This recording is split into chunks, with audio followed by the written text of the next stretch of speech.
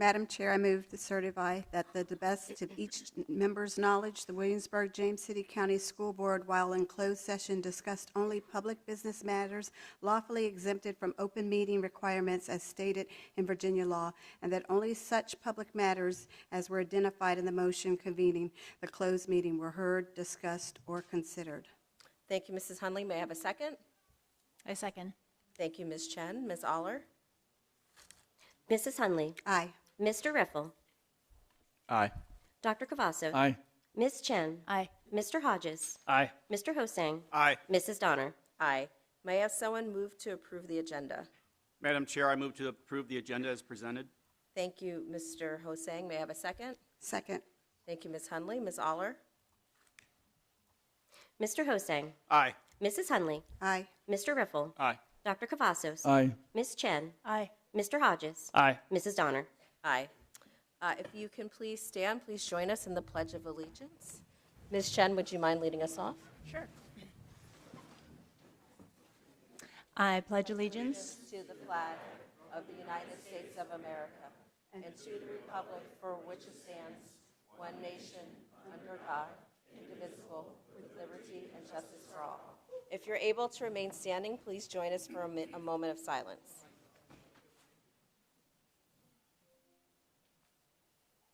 Thank you.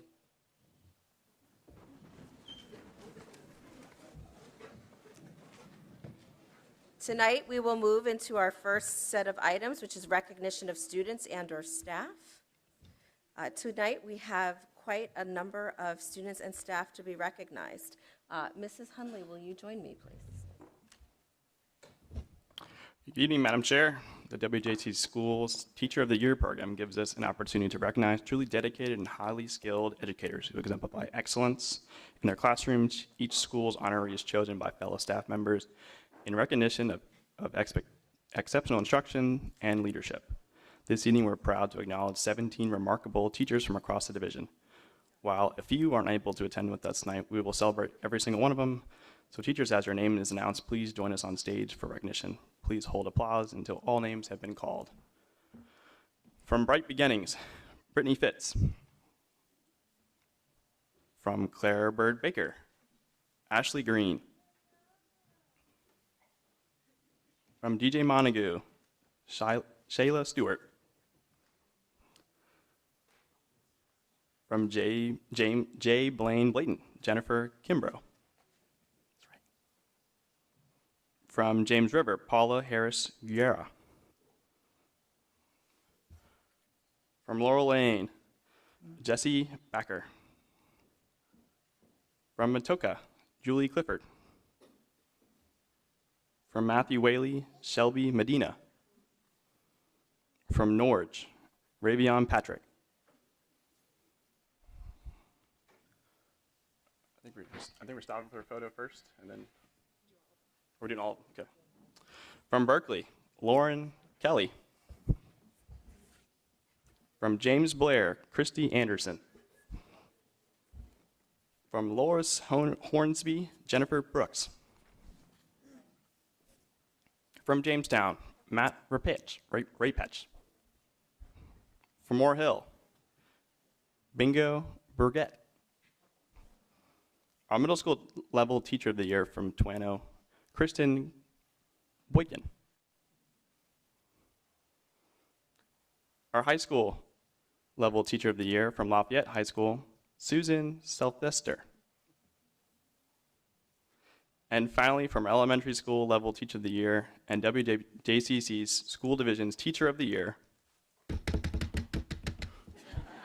from Stonehouse, Catherine Harrison.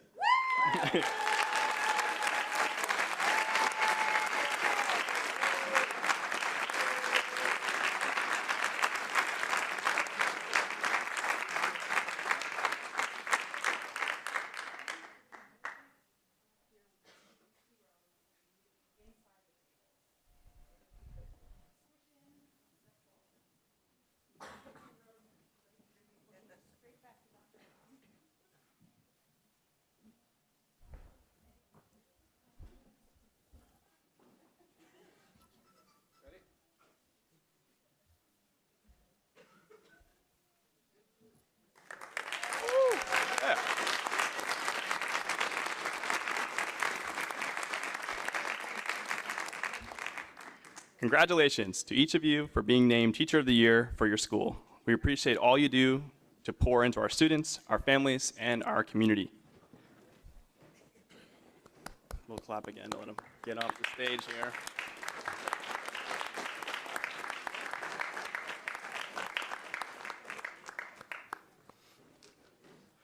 All right, next we'll turn our attention to our Support Employees of the Year. Each school and department has identified one exceptional support employee selected by colleagues for their dedication and meaningful service to our schools, our students, staff, and schools. We're grateful for the important role they play in the success of our division and are proud to recognize their contributions. Like with teachers, while not every honoree is able to be with us this evening, we acknowledge each name in celebration. Support employees, as your name is announced, please join us on the stage. Please hold all the applause until the end, and the drum roll, of course. From Bright Beginnings, Entry Coordinator Beth Burkhalter. Sorry, it's on a different line. Clara Bird Baker, Special Education Aide Kelly Wade. From J. Blaine Blayton, Custodian Karen Hunley. From James River, Media Assistant Alicia Ortega. From Laurel Lane, Registrar Deborah Huckins. From Matoka, Teacher Assistant Laurel Wallach. From Matthew Whaley, Teacher Assistant Amanda Montalvo. From Norge, School Nurse Laisa Richardson. From Stonehouse, School Nurse Megan Drakes. Sorry. From Berkeley, School Nurse Melissa Graham. From James Blair, Attendance Associate Keela Cubas. From Lois S. Hornsby, Custodian Daniel Ungha.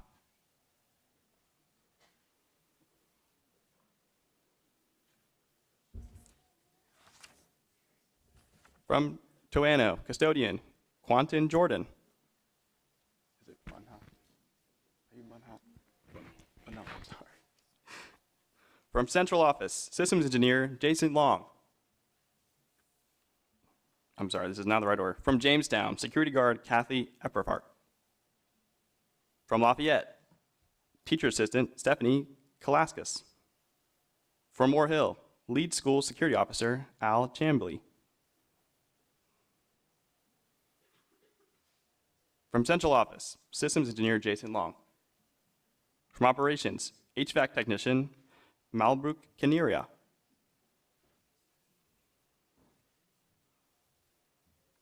And finally, WJCC Support Employee of the Year from DJ Montague and Teacher Assistant Kayla Tolivier.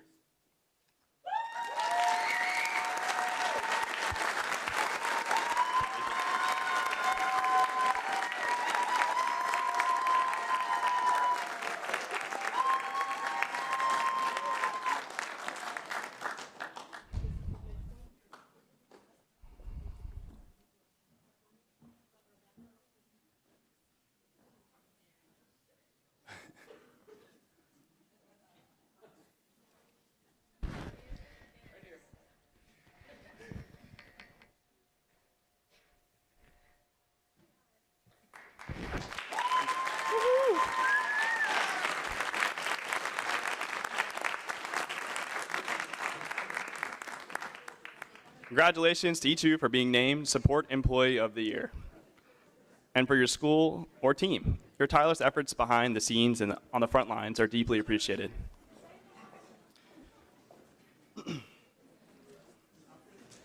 Finally, tonight, we'd like to recognize the work of our finance team, I would like to invite on stage. Kelsey Bowen, Maria Hernandez, Vicki Herrick, Amy Holland, Sherry Mallory, Richie Tobias, Melissa Wooten, and Renee Ewing.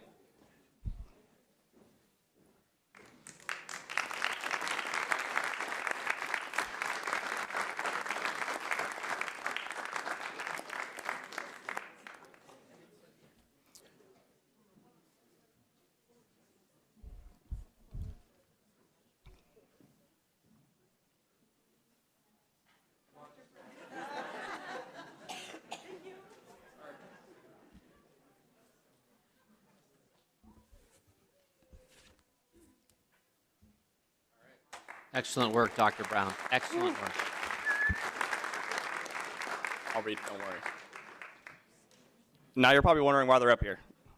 The Government Finance Officers Association of the United States and Canada has awarded a Certificate of Achievement for Excellence in Financial Reporting to Williamsburg-James City County Schools for its annual comprehensive financial report for the fiscal year end June 30th, 2024. The Certificate of Achievement is the highest form of recognition in the area of governmental accounting and financial reporting, and its attainment represents a commitment to transparency by government and its management. The finance team has also earned a Certificate of Excellence from the Association of School Board Business Officials International for meeting the organization's highest standard for financial reporting and transparency, also for FY 2024. Congratulations to our finance team once again.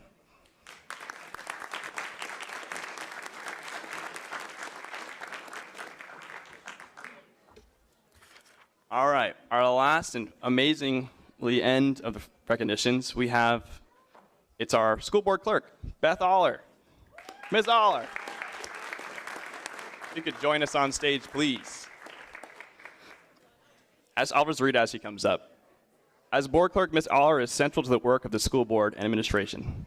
Coordinates agendas, accurate records of all the meetings and proceedings of the board, responds to questions, requests for information, and facilitates our connection to the schools and our community. Ms. Aller does this with grace, patience, professionalism, and a positive attitude. In celebration of School Board Association School Board Clerk Appreciation Week, we thank you for your work on behalf of us, our community, today and every day. Thank you very much, Ms. Aller.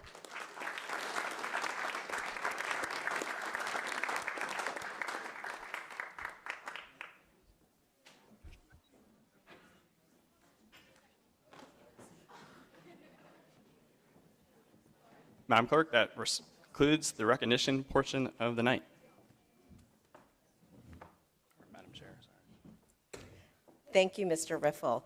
And just join us in another round of applause for all of those who were honored this evening.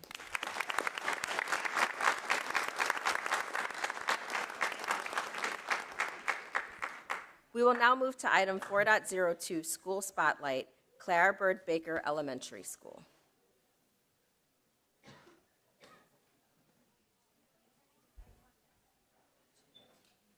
Good evening, school board, families, community members.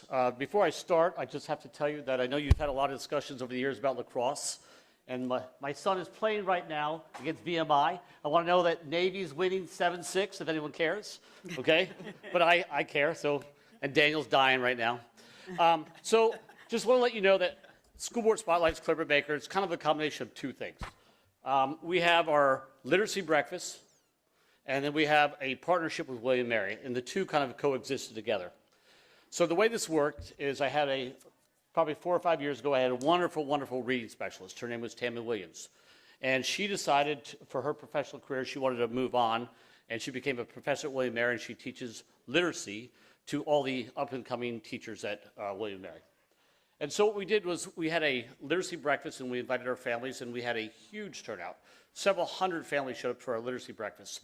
And the purpose of that literacy breakfast was to kind of show our families what literacy looks like at Clara Bird Baker, what they'd see in the classroom on a daily basis, but how they could support their kids at home.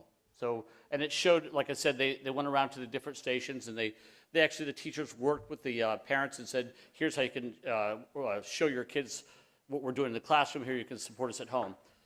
But the other part was that we had every teacher that's at the William & Mary program came in to support us during this literacy breakfast.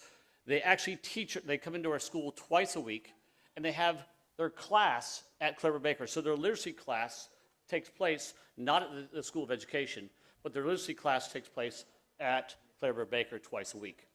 And what they learn in that class, we have a classroom for them, and so they sit in the classroom probably for 45 minutes of literacy instruction. But the unique thing is, once they have that literacy instruction, they go out in the classrooms and they actually do it in real time. So they get it in 45 minutes, they go out and they put it into practice at Clara Bird Baker, they stay there for several hours. This is, as Daniel's going to die again, this gives me a competitive advantage because I see all the incoming teachers about a year and a half early. So I get to talk to them and market Clara Bird Baker really early for teacher retention. So it's all about competitive advantage at Clara Bird Baker, as you can tell. But anyways, so we're having our literacy breakfast, we're having our student teachers from William & Mary support us, okay? And we're having real-time partnerships. And so you'll see the video, you'll see all of it together. You'll see our families, you'll see the students learning in real time, but you'll also see the students of William & Mary and the impact that working at Clever Baker is having on their growth as a prospective teacher. So thank you so much, and I hope you guys see the value of what we're doing at Clever Baker. And go Navy. The intent of the literacy breakfast was to engage families and spread the love of reading and how they can help with literacy at home with their students and what literacy looks like at school. Parents and their students come in and learn about literacy, learn about what their students are doing in the classroom, and then get to engage in activities where they're helping their students develop literacy skills. Parents are part of the partnership and part of the students' learning, and so we want to make sure they feel well equipped and supported that they can do these things at home with their student. We had different activities set up where the William & Mary students helped to run the different stations and engage with the families. There was a lot of excitement. The students were really excited to show their families all that they know. They really put a lot of their reading skills into fun activities. It's great that they're kind of incorporating things that they're learning into real world skills. It's really fun. I was at the decoding station, so the students were rolling dice and then from a column selecting a word that they would decode. We had different words for different grade levels, focusing on words with different affixes, prefixes, stuff. It was great to see that parents are really doing a lot of work at home and teachers are really doing a great job here at school. I was really impressed by the students. They did amazing. The parents seemed very pleased with the activities. They seemed to really like getting to help their student and getting to see what their students have been doing in the classroom. Oh my gosh, there's so much value to me as a William & Mary student to get to participate in an activity like this. I think it's really special to see how engaged the parents are and supportive they are in their children's learning. We are very lucky to have William & Mary here as a partner this year, where they have class at Baker twice a week, and then they get to go out in the field and watch our wonderful teachers teach literacy, and then they get a chance to go in and also do the lessons that they have learned and planned in their class. They help volunteer for things such as our family literacy breakfast also. It's mutually beneficial to both. My students are learning how to create that teacher presence, how to build those relationships, how to interact positively with students. The elementary students love having the college students in the classrooms. They see them as mentors and supportive young adults that are alongside them, helping them in their literacy journeys. And I love that teachers feel really passionate about what they're doing. They feel very supported. Just observing the lesson planning and observing the communication between the teachers, it really is a collaborative experience, and I really love that because overall it makes the learning better.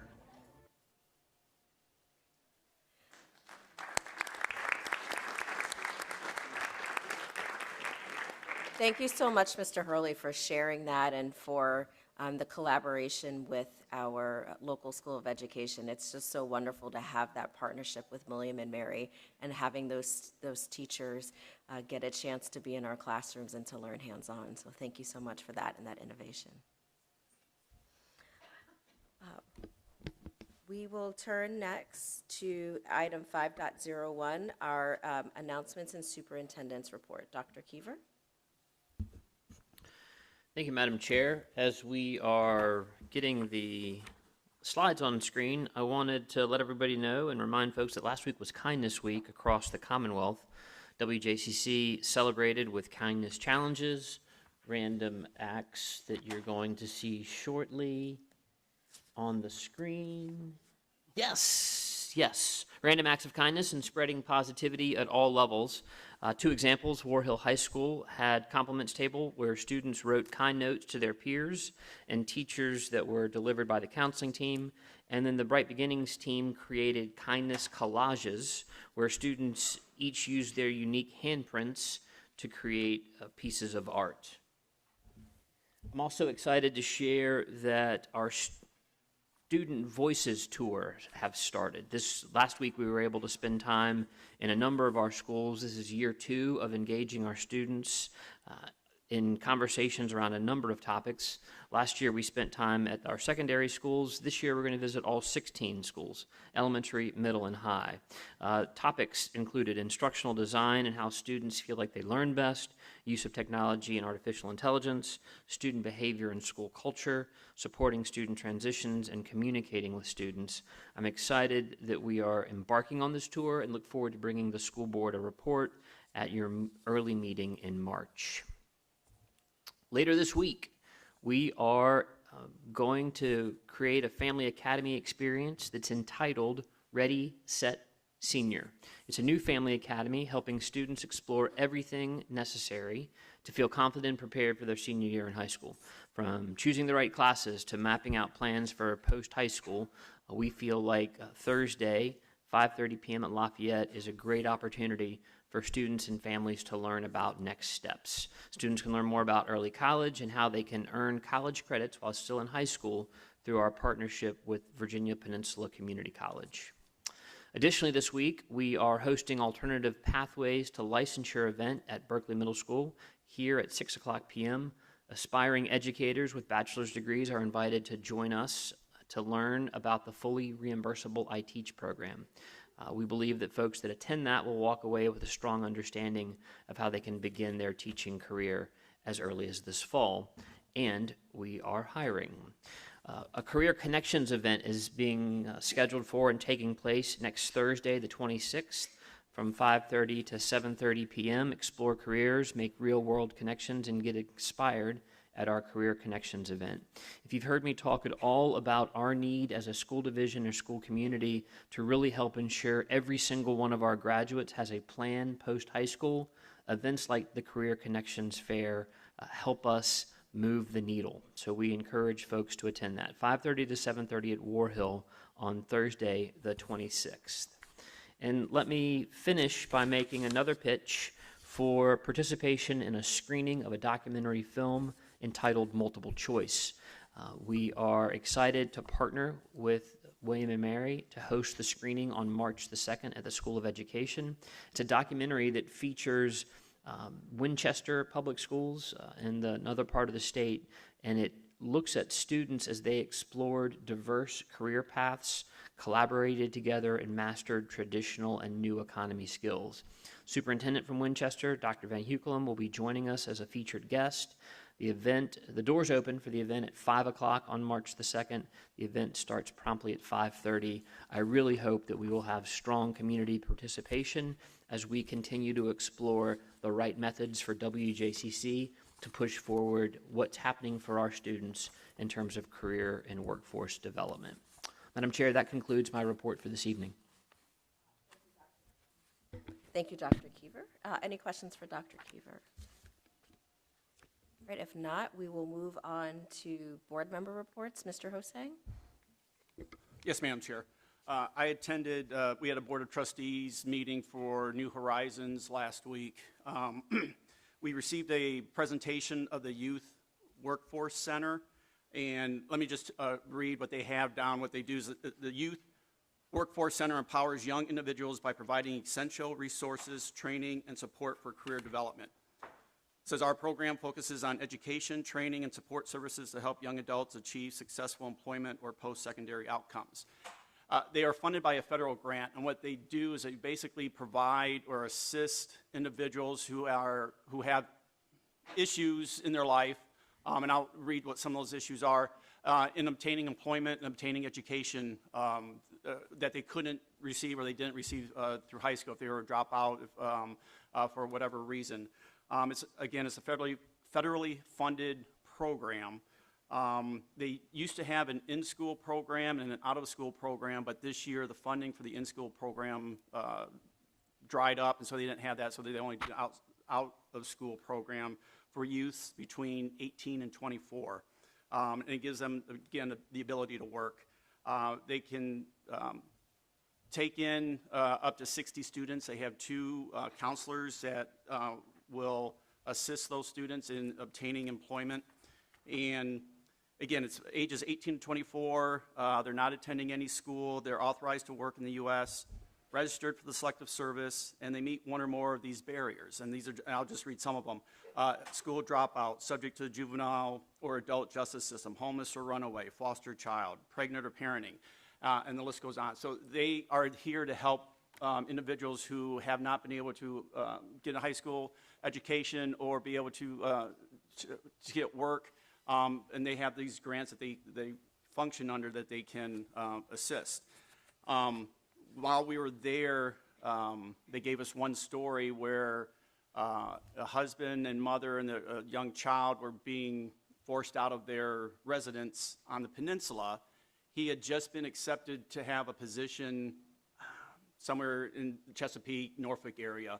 And so he quickly called his counselor. The counselor quickly touched base with the business that he was going to be working for and some other individuals. They quickly got them transportation to go to the south side, get someplace to live so that he could start work, I think, the following week. So this was some of the stuff that they can do to help out. And again, they've got a list of program services, paid and unpaid work experience, financial literacy, education, occupational skills training, and the list goes on. So that's just something that's out there. If anyone knows, if you have an issue or if you know someone who's basically down in their luck, it's a great place that they can get some assistance. We went over our financial audit during that time frame. For last year, New Horizons came in under budget, thankfully, and we were in accordance with all accounting principles, so everything was good with our accounting structure. The Governor's School was rated again as the top high school in Virginia. This was the 13th straight year that they've received that award, so if anyone's thinking about going into a science field, and I know there's other fields also, but I think science is their main area. That's a great place to get a great education if that's what you're looking for. And they are also sponsoring or hosting a screening of the multiple choice film on March 31st. So if anyone can't meet the March 2nd, you have a second opportunity to see the film. And that's my report, Madam Chair. Thank you so much, Mr. Jose. Are there any other reports? If not, we will move on to item 6.01, public hearing on FY27 operating budget. Mr. Riffle. Thank you, Madam Chair. It is at this point in our meeting where citizens are invited to address the board. Those citizens desiring to speak have submitted speaker cards to the clerk prior to the start of tonight's meeting. These speakers are asked to come to the podium when their name is called, state their names for the record, and direct their comments to the chair of the board. It is the board's interest and desire to hear all comments, and they are all respected. Hence, the citizens are asked not to engage in applauding, verbal outbursts, or any audible demonstrations during the speaker's presentations. Personal matters are not considered in public meetings. Therefore, the board requests that all speakers refrain from making reference to specific individuals in any form or fashion. Though the board does not respond to your comments are heard and appreciated. Each speaker is allocated 2 minutes to make their presentation, and the board asks that you respect this time limitation. Also, please be reminded that no time may be yielded to another speaker. Your acceptance and adherence to these guidelines will be greatly appreciated. Thank you, Madam Chair, and my directions are concluded. Thank you, Mr. Riffle. I'm going to call a couple speakers at once so we can come forward so we can kind of get this part going. So our first one is Lawrence Hajik. Our second speaker after them is Susan France.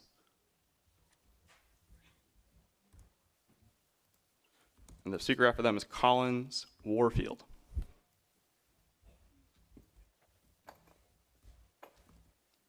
Go ahead and start, Mr. Lawrence. Okay, thank you. Good evening, Board, Madam Chair. My name is Lawrence Hayek, and I am the assistant coach for the Jamestown High School boys lacrosse team.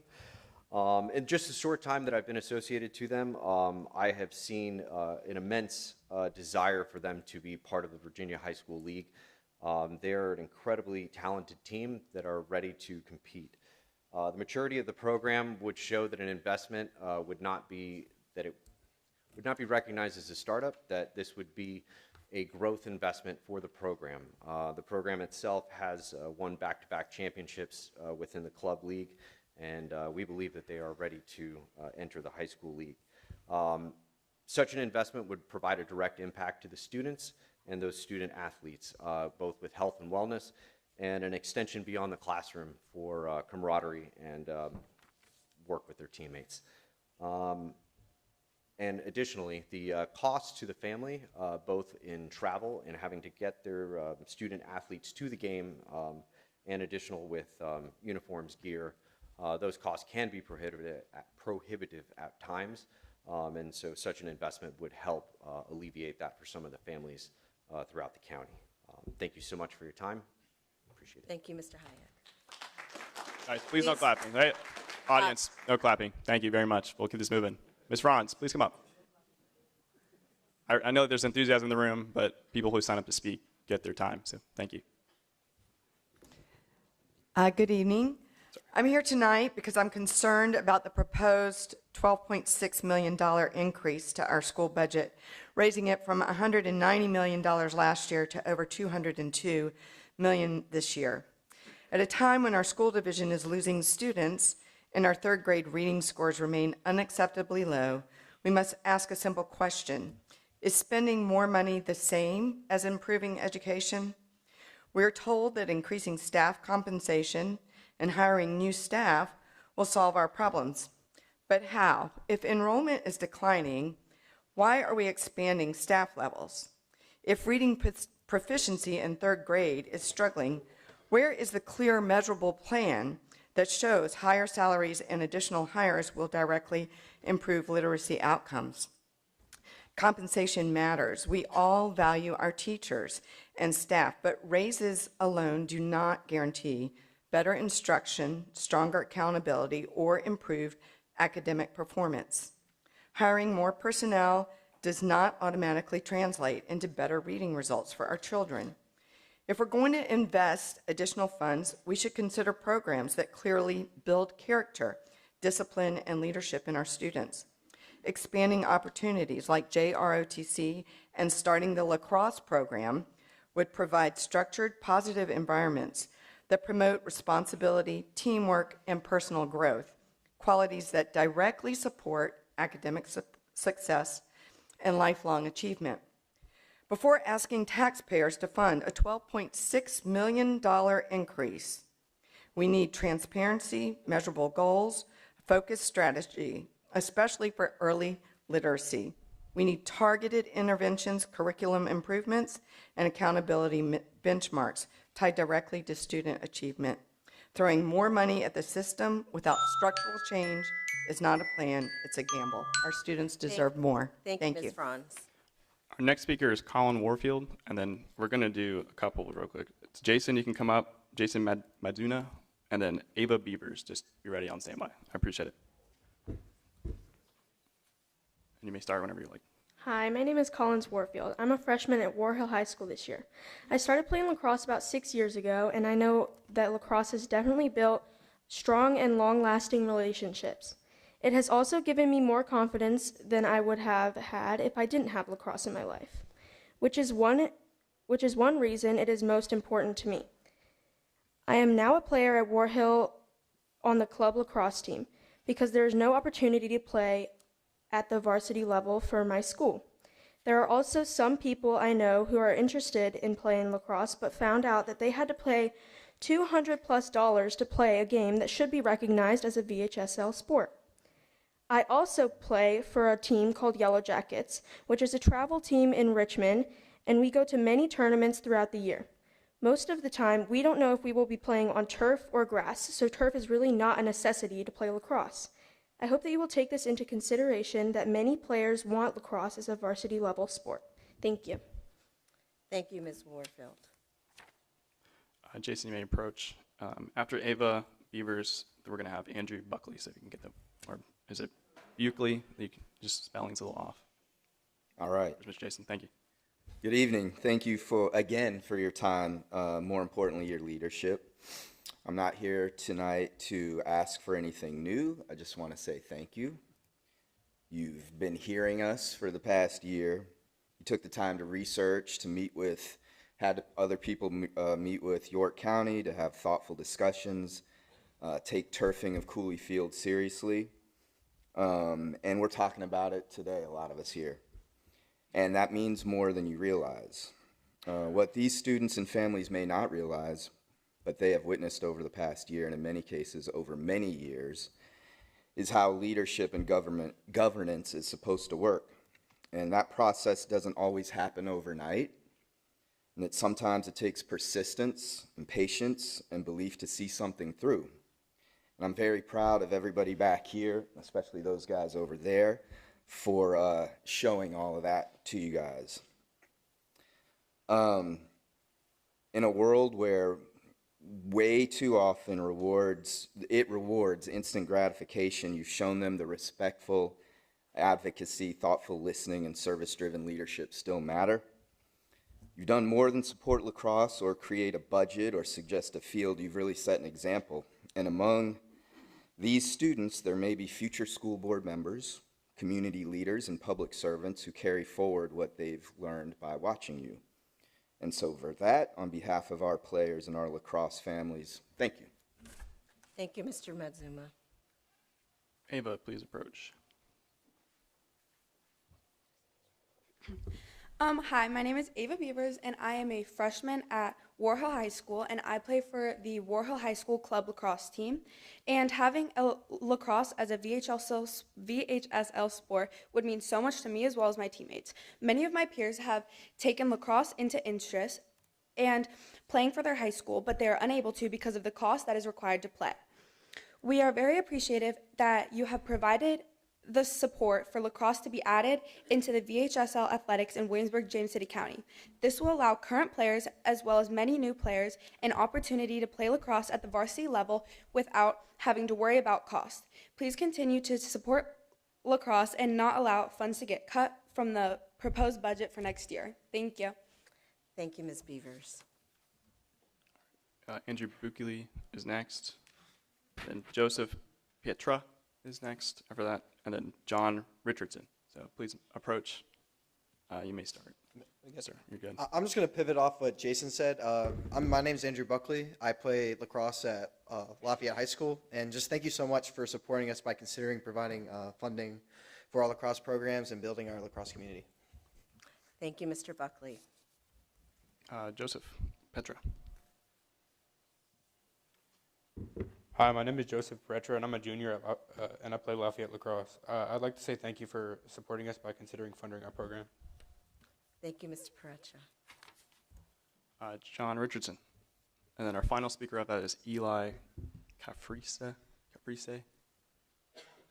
Hello, my name is John Richardson. I'm a freshman at Lafayette High School, and I just wanted to say thank you for considering to give funding to be able to play this sport. Thank you, Mr. Richardson.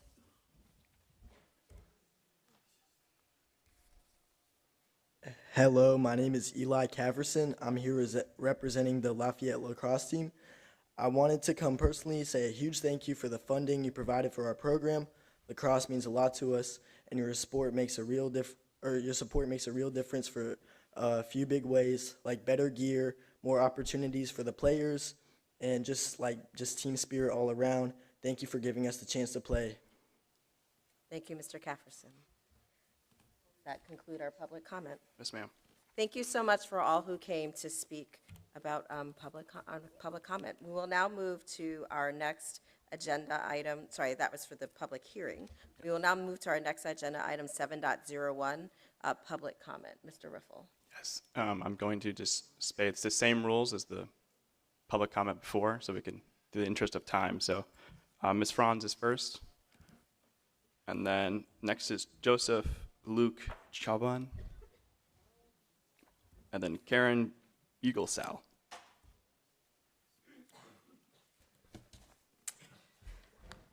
Hello again. I want to speak this time out of genuine concern for the direction our school system may be headed. Okay, recently in other parts of our state, schools have allowed or even encouraged students and teachers to organize protests against U.S. Immigration and Customs Enforcement, commonly known as ICE. I believe this raises serious questions about the role of our schools and the message we are sending to our students. Our schools exist first and foremost to educate. They are meant to teach students how our government works, what the rule of law means, and how civic engagement functions within a constitutional system. There's an important difference between teaching students about public policy debates and organizing or endorsing political activism on school grounds. When a school appears to have to take a position on a controversial political issue, especially one involving federal law enforcement, it risks blurring that line. Students are still learning. They are forming their understanding of democracy, separation of powers, and the responsibilities of citizenship. They need balanced instruction that explains how laws are made, how they can be changed, and how different branches of government interact, not guidance that suggests opposition to a specific agency is the expected approved stance. Teachers also hold positions of authority and influence. With that influence comes responsibility. Encouraging organized protests tied to political controversies may unintentionally pressure students to participate or to adopt views they do not fully understand. Civic engagement is vital. Peaceful protest is a protected right, but schools should focus on education, critical thinking, and respect for the rule of law. Let's ensure that our classrooms remain places of learning, not political mobilization, and that our students graduate with a clear, Thank you, Ms. balanced Franz. understanding of how our government truly Awesome. works. To our next Thank speaker is Joseph Luke Chavin. And the speaker after that is Karen Beaglesau. And the Good speaker after evening. that is Kate Hayu. Please be ready. Thank you, sir. Good evening. My name is Luke Chauvin, and I'm a senior at Jamestown High School who's been playing lacrosse since I was about 5 years old. I played for the Warriors all the way up until 8th grade, and I also played for a travel lacrosse team with the Tidewater Patriots, and then later for Coach Neese and Coach Hurley with the Richmond Hawks. It was through travel lacrosse that I got to play alongside some amazing athletes from private schools all across the East Coast. Coach Neese used to tell us all the time that exposure was everything, and that if you wanted college coaches to see you, you had to be at the right places, at the right schools, at the right time. And for a while, I dreamed up as going to one of those private schools, but one of the places that can open up doors for me as a player. But over time, my priorities shifted. I realized academics mattered just as much as athletics, and I wanted to stay true to where I came from. Some of the best players I've seen don't wear fancy uniforms or play under the lights of private academies. They play right here for our public schools in Williamsburg, James City County. In the last 4 years, since I started playing for Jamestown, our team has gone to the championship 3 times and we've won twice the past 2 years. But here's the hard part. When we come back to our school from after winning the championships, there's no celebration, no announcement, no one even mentions that we brought home a championship. This kind of hurts for us. We practice 5 days a week, we condition, we study, and we juggle multiple sports at the same time. We play our hearts out for our school and our teammates. And yet, because lacrosse is a club, it feels like our accomplishments don't really count. But they do count. They count to us, they count to our families, they count to our community. All we're asking for is a fair chance to be recognized and to compete under the same banner as every other Virginia high school sport. It would open more doors to scholarships, more chances for exposure, and more belief that hard work here in Williamsburg and York County schools lead to the same opportunities as anywhere else. We've already proven our commitment, and now we're just asking for recognition. Thank you. Thank you, Mr. Chauvin. Please, no Audience, no please. applause. Guys. No Rules applause. are, I can read them again if you want. I thought we followed it the first time. Thank you. All right. Ms. Beaglesau. Good evening. My name is Kate Hugh. I am deeply entrenched in the WJCC lacrosse community here. And I'd like to say this is already an amazing group. We send kids to college playing club teams, playing for D1, D2, D3. It's already an amazing group. But it could be even better if we could include everybody. We can't do that now. They've talked about the dues. It's not just the dues. Kids can't get to the games. If your mom, dad, guardian, whoever can't drive you to the game, you can't play lacrosse. I mean, it's so expensive because you have to belong to U.S. Lacrosse and HR Lax to get the liability insurance. We are taking an entire chunk of our WJCC community and saying, sorry, you can't play. I know you want to. I know lacrosse and football now complement each other in so many high schools. We're telling our football players, hey, if your mom works second shift and she can't drive you to Norfolk, you can't play. And I personally think that that's one of the biggest travesties here, is that we have taken an entire population and said, we're sorry, because you don't have the support system that these kids do, you can't play. So, you know, the way we fix that is by making this a varsity sport. You already have the base. Like I said, it's a matter of growing. It's not a matter of creating. I think this opportunity and this, what they learn playing this sport, boys and girls, should be open to everybody, not the 1 or 2 scholarships that each of these clubs pull together every year. So, Ma'am, could you state your name for the record? Kate Hugh. Thank you very much. Thank you, Ms. Hugh.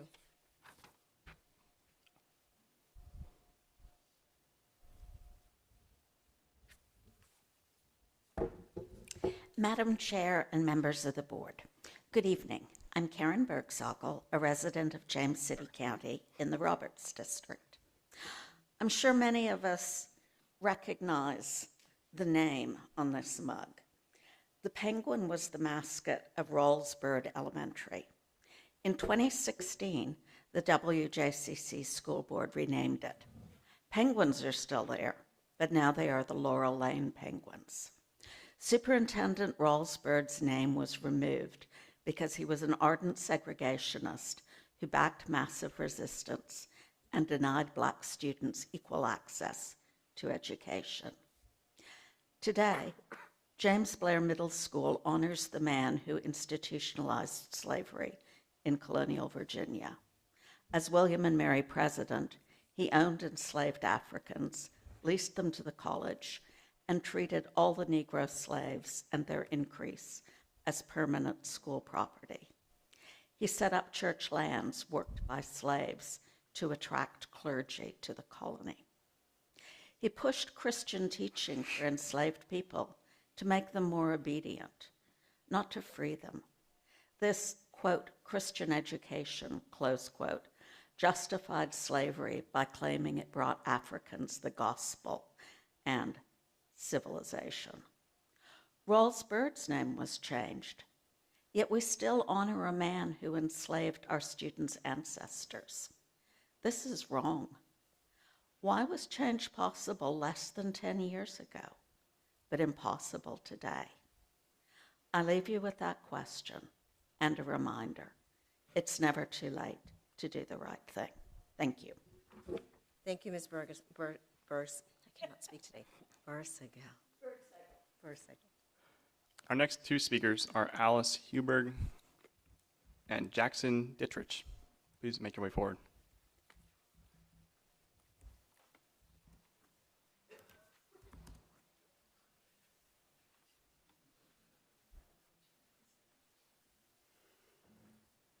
Good evening, everyone. My name is Alice Hoberg. This year I'm a sophomore at Warhill High School. This is my 3rd year playing lacrosse. When I began in 8th grade, I remember my first practice. I remember one of the experienced girls rolling her eyes every time I dropped the ball. I remember my coach calling me by the wrong name. At least he knows it today. It took a week, but eventually joining the Warriors was the best decision I'd ever made. I gained friends, confidence, and a lot of coordination, and so many other things. Looking back, going from hating lacrosse to loving it in a singular season demonstrated how much this sport means to me and so many other people. Unfortunately, it is not recognized as a VHSL sport. It has to do all its own funding, and it doesn't receive real recognition from other varsity sports. Making men's and women's lacrosse an official sport would impact so many people. It would be disappointing not to see it officially recognized in the high school leagues. Thank you. Thank you, Ms. Hoberg. Thank you for allowing us to speak this evening. My name is Jackson Dietrich. I'm a sophomore at Warhill High School. I'm a lacrosse player. I'm here to talk about an opportunity that will enrich our school, strengthen our student body, and open doors for many of us. I'm here to advocate for the addition of a varsity lacrosse program at our high school. Right now, many of us who love the sport play for a club team. While we're grateful for the chance to play, the current situation isn't ideal. Club sports can be incredibly expensive, and the cost of equipment and self-transportation create a boundary for many students who have the talent and drive to compete. A school-sponsored team would level the playing field, making the fastest game on 2 feet accessible for everyone. The challenges with club lacrosse extend beyond just cost. Our club season is forced to overlap with winter sports simply because there aren't enough certified referees to go around. Varsity sports rightfully get priority, which means our club teams are often left with limited field access and a shortened game schedule. This isn't just a minor inconvenience, it limits our growth as players and as a team. By establishing a varsity lacrosse program, we're not just asking for more games, we're asking for the opportunity to build something special. Think of the camaraderie of representing our school, of wearing our colors on the field, and of building the lasting bonds that only a high school team can create.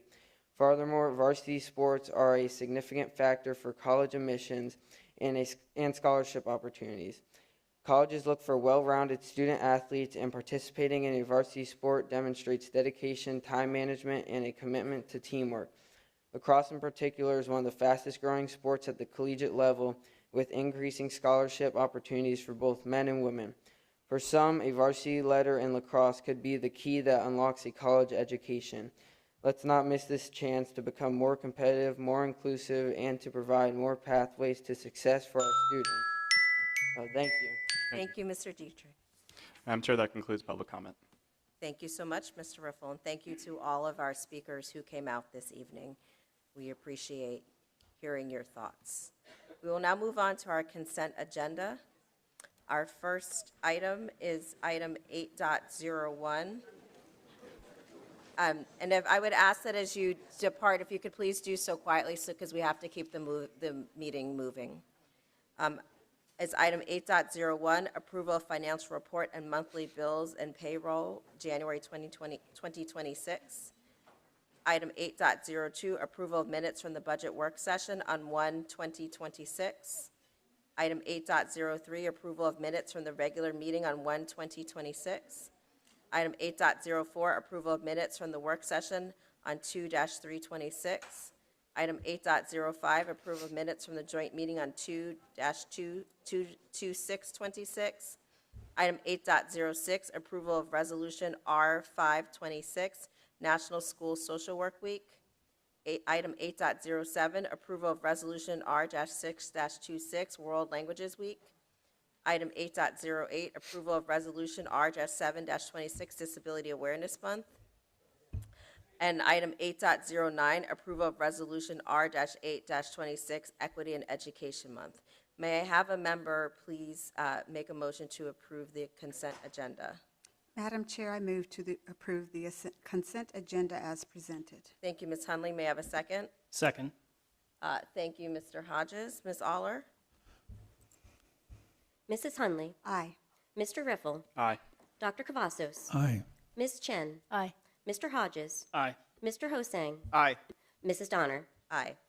We'll now move into items 9, our action items. Our first action item is item 9.01, approval of personnel actions. May I have a motion?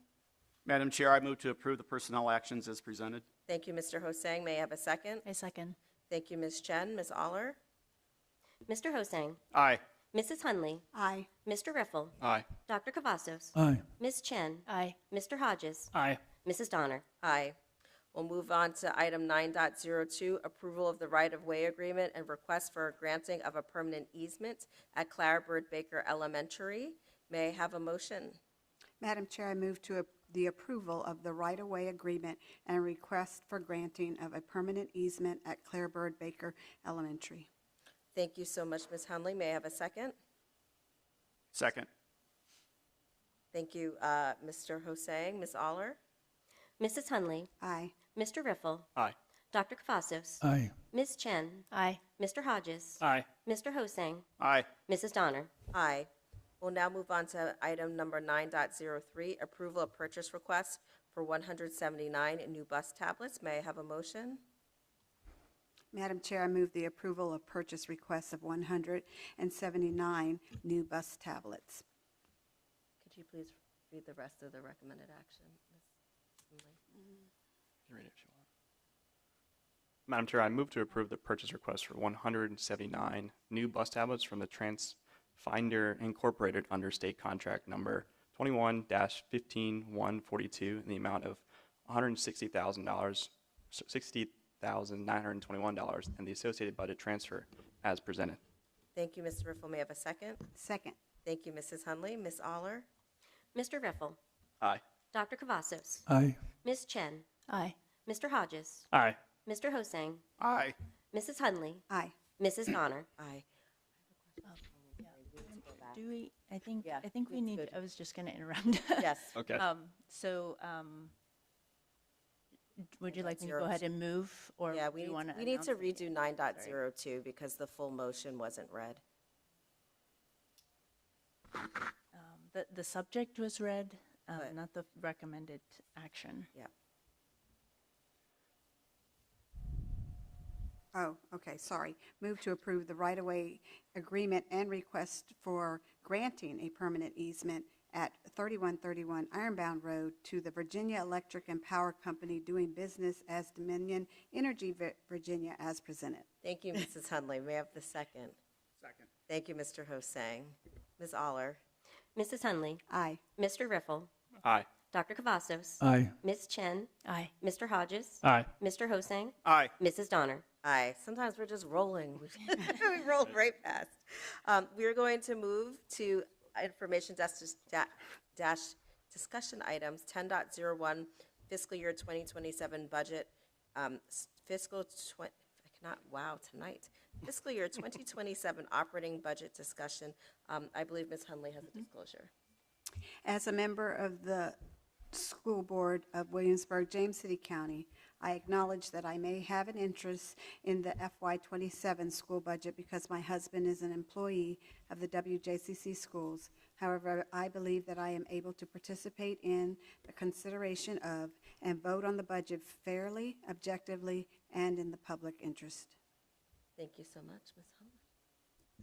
Madam Chair, this evening we wanted to bring the board some updates related to healthcare. We know that healthcare is an important topic for our staff, and it has a fairly significant portion of our operating budget as well. We wanted to share some projections of how staff might feel the impact of the healthcare costs associated with our health plans. So we'll spend a few minutes on that, and then we wanted to also give an update to the board at the end of the presentation related to specific supplement amounts for special education services and teachers and teacher assistants in that realm. Joining this evening for the healthcare conversation will be Ms. Haywood from Human Resources. Emily, welcome. Thank you. Good evening.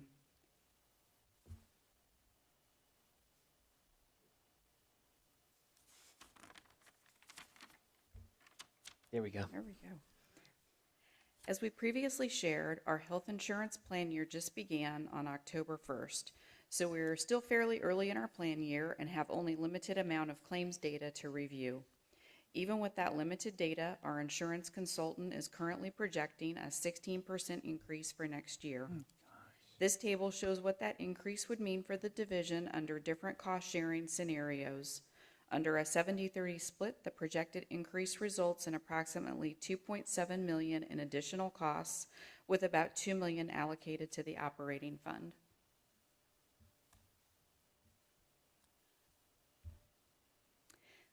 This chart shows the distribution of enrollments on the teacher scale and the unified scale by coverage tier. The light blue bar represents teachers, and the dark blue bar represents the unified scale. We thought it was important. We were going to show you some additional data that we haven't typically shared with the board in data format, because I know that oftentimes there are questions about which members of our team are on which plans, and so we divided up instructional scale and unified scale and wanted you to get a sense of how that was spread across.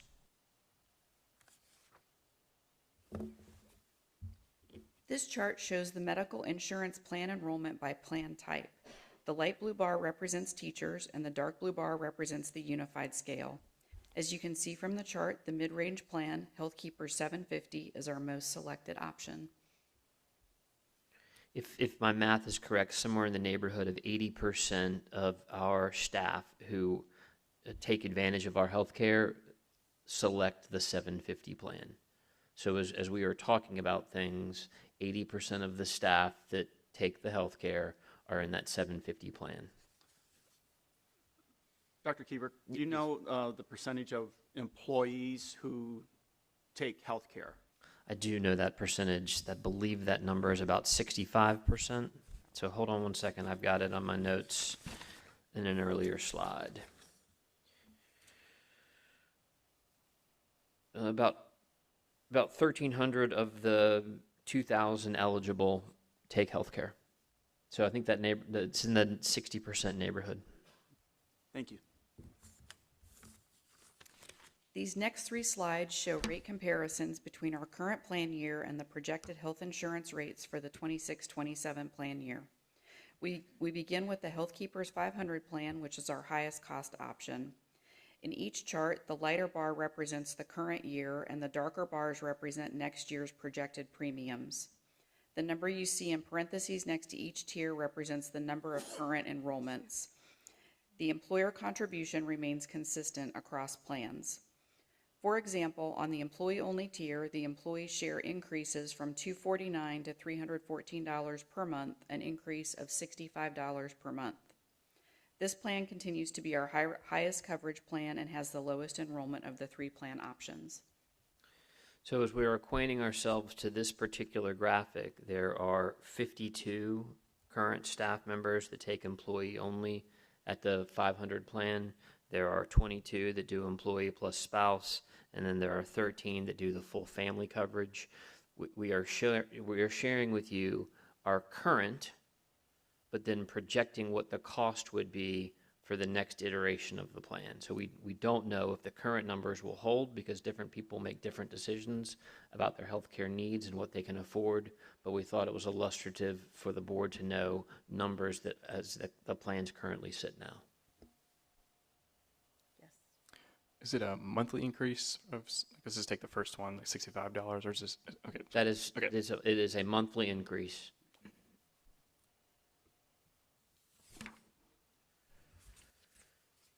This slide shows the HealthKeeper 750 plan.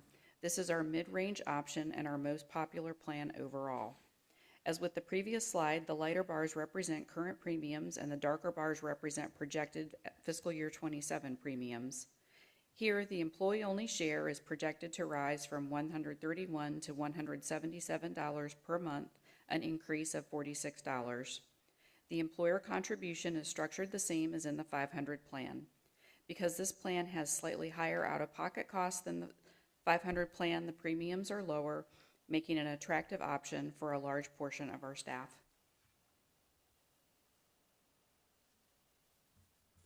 Our third option is the Health Keepers HSA plan.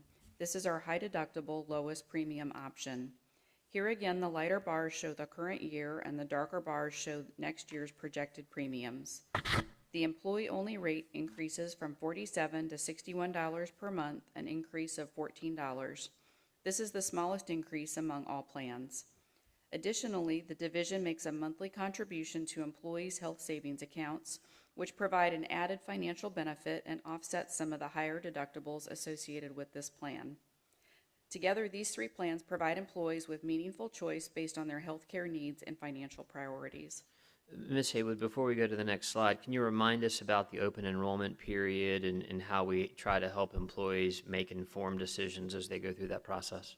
So this year we had open enrollment. It ends up running about a month, so we typically are running it until a little bit past mid-June, and then we have a catch-up period where we contact people who we might not have heard from to make sure they had the opportunity. But that platform did move to online with an option to self-enroll if you went directly to the platform. You could come to central office and receive in-person counseling with counselors that were there on site that could walk you through the enrollment, or you could make a phone appointment, and so you could walk through the enrollment over the phone. So if someone wasn't comfortable logging in, they could make a phone call. Those phone calls are recorded, and that individual counselor would walk them through the options. There's not a sales or a pressure. It's just walking them through the options they have, help them complete that enrollment for them, and then submit that. So then they had the option of doing that in person as well.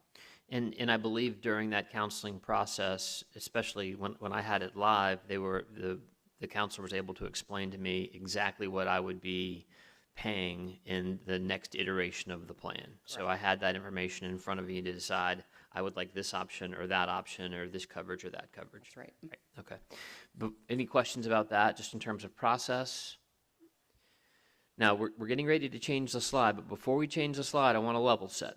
And the reason that I say this is because we have done our best over the course of the last few years to try to help the board understand best case, worst case scenario for our employees when you take into consideration a salary increase and also the potential increase in the monthly cost associated with healthcare. So we've tried to frame out a best case, worst case scenario. There are any number of different iterations for staff in terms of where they are placed on the scale, whether they're on the unified scale and are earning an hourly wage, or whether they're on the instructional scale and are slotted in on a particular step. You have that component. You then add in the component that each individual employee makes their best decision related to the coverage care options that he or she wishes to have. Individual, with employee plus spouse, children, family, what have you. So what we're showing you is our best thinking around best case, worst case. So go ahead and advance to the next slide, Emily. Okay. And walk us through this, All right. please. This chart helps illustrate the relationship between projected salary increases and projected health insurance increases for a teacher on the bachelor's lane.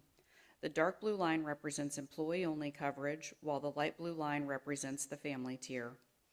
In the first example, you see a teacher with a bachelor's degree moving from step 0 to step 1 with a potential salary increase of $1,527. In the second example, you see a teacher with a bachelor's degree moving from step 14 to step 15 with a potential increase of $3,709.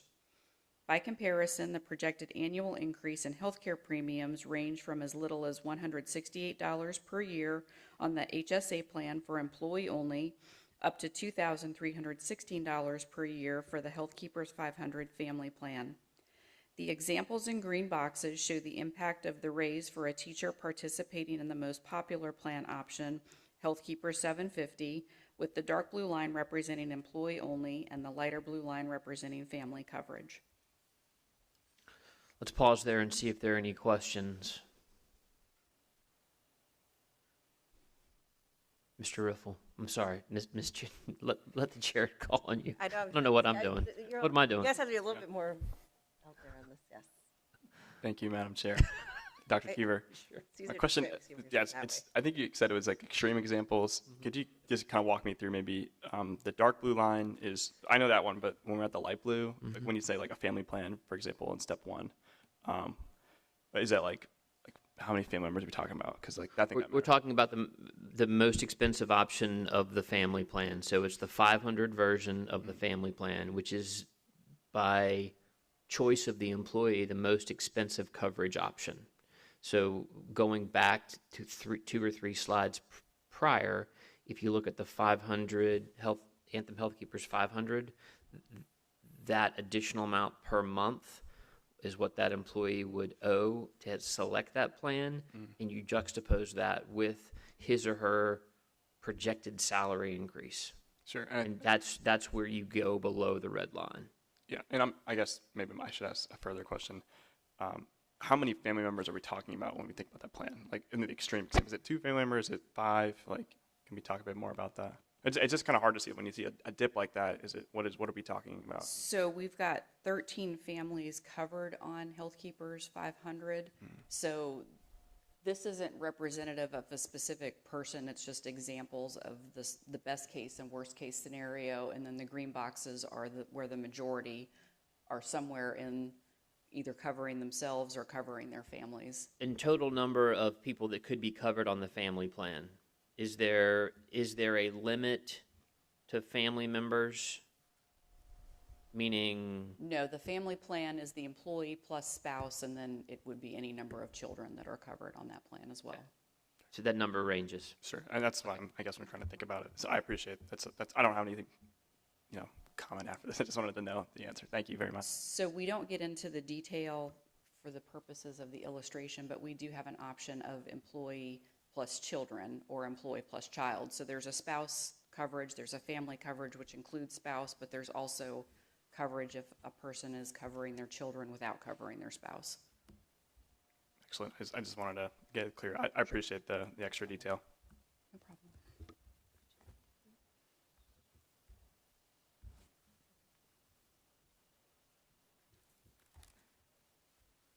The second chart also illustrates the relationship between projected salary increases and projected health insurance increases for a teacher on the master's lane. The dark blue line represents employee-only coverage, while the light blue line represents the family tier. In the first example, you see a teacher with a master's degree moving from step 0 to step 1 with a potential salary increase of $1,640. In the second example, you see a teacher with a master's degree moving from step 14 to step 15 with a potential increase of $4,519. As a reminder, the projected annual increases in healthcare premiums range from as little as $168 per year on the HSA plan for employee only up to $2,316 per year for the Health Keepers 500 family plan. In the examples in the green boxes, you see the impact of the raise for a master's degree teacher participating in the most popular plan option, Health Keepers 750, with the dark blue line representing employee only and the lighter blue line representing family coverage.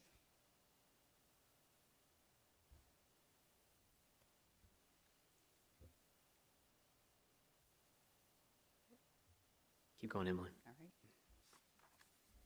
This third chart illustrates the relationship between projected salary increases and projected health insurance increases for a support staff member on grade U02. The dark line represents the lowest cost employee-only HSA plan, while the light blue line represents the most expensive family tier plan. In the first example, you see a teacher assistant at the minimum with a potential increase of $719. In the second example, you see a teacher assistant at the midpoint with a potential increase of $924. Again, the projected annual increase in healthcare premiums range from as little as $168 per plan year on the HSA plan for employee only, up to $2,316 per plan year for the Health Keepers 500 family plan. In the examples in the green boxes, you see the impact of the raise for a teacher assistant participating in the most popular plan option, Health Keepers 750, with the dark blue line representing employee only and the lighter blue line representing family coverage. We thought it was important to really focus your attention on the 750 plan as we've done a deep dive into our current offerings and the number of employees that are making selections based on plan offerings. When 80% of your current staff that are taking health insurance are utilizing a particular plan, we felt like the most effective data to show you in terms of best case, worst case was related to the 750 plan.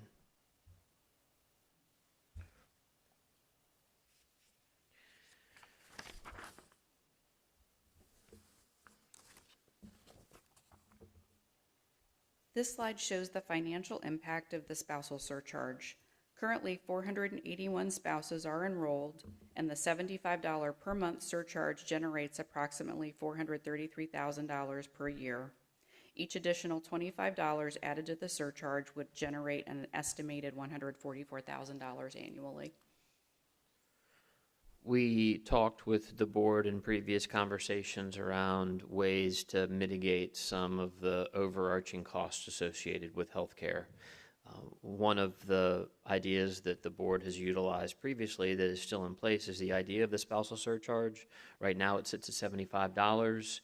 We have modeled out for the board what an additional $25 a month surcharge would net across the course of the year relative to the operating budget.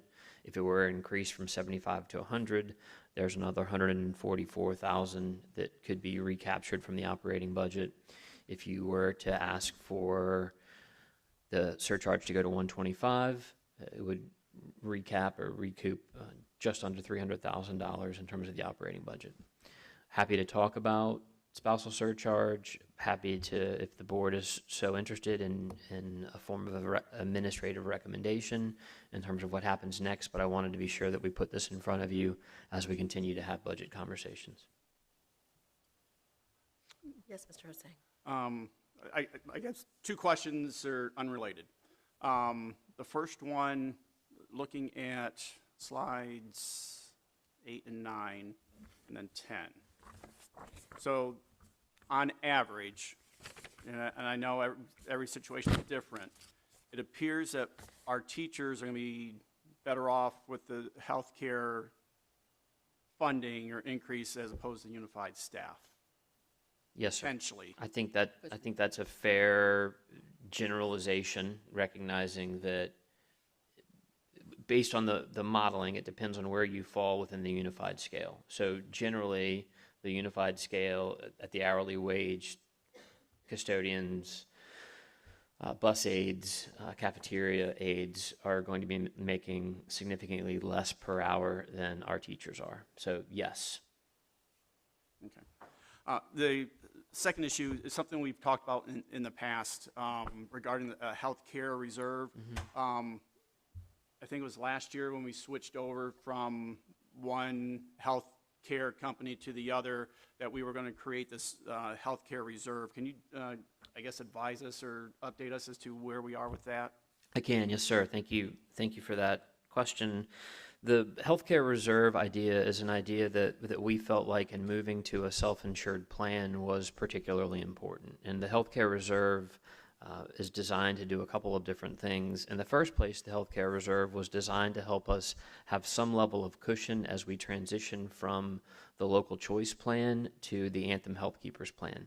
I say cushion because there is still the potential for outstanding debt that we would owe the local choice as we transitioned out of a plan into a new plan.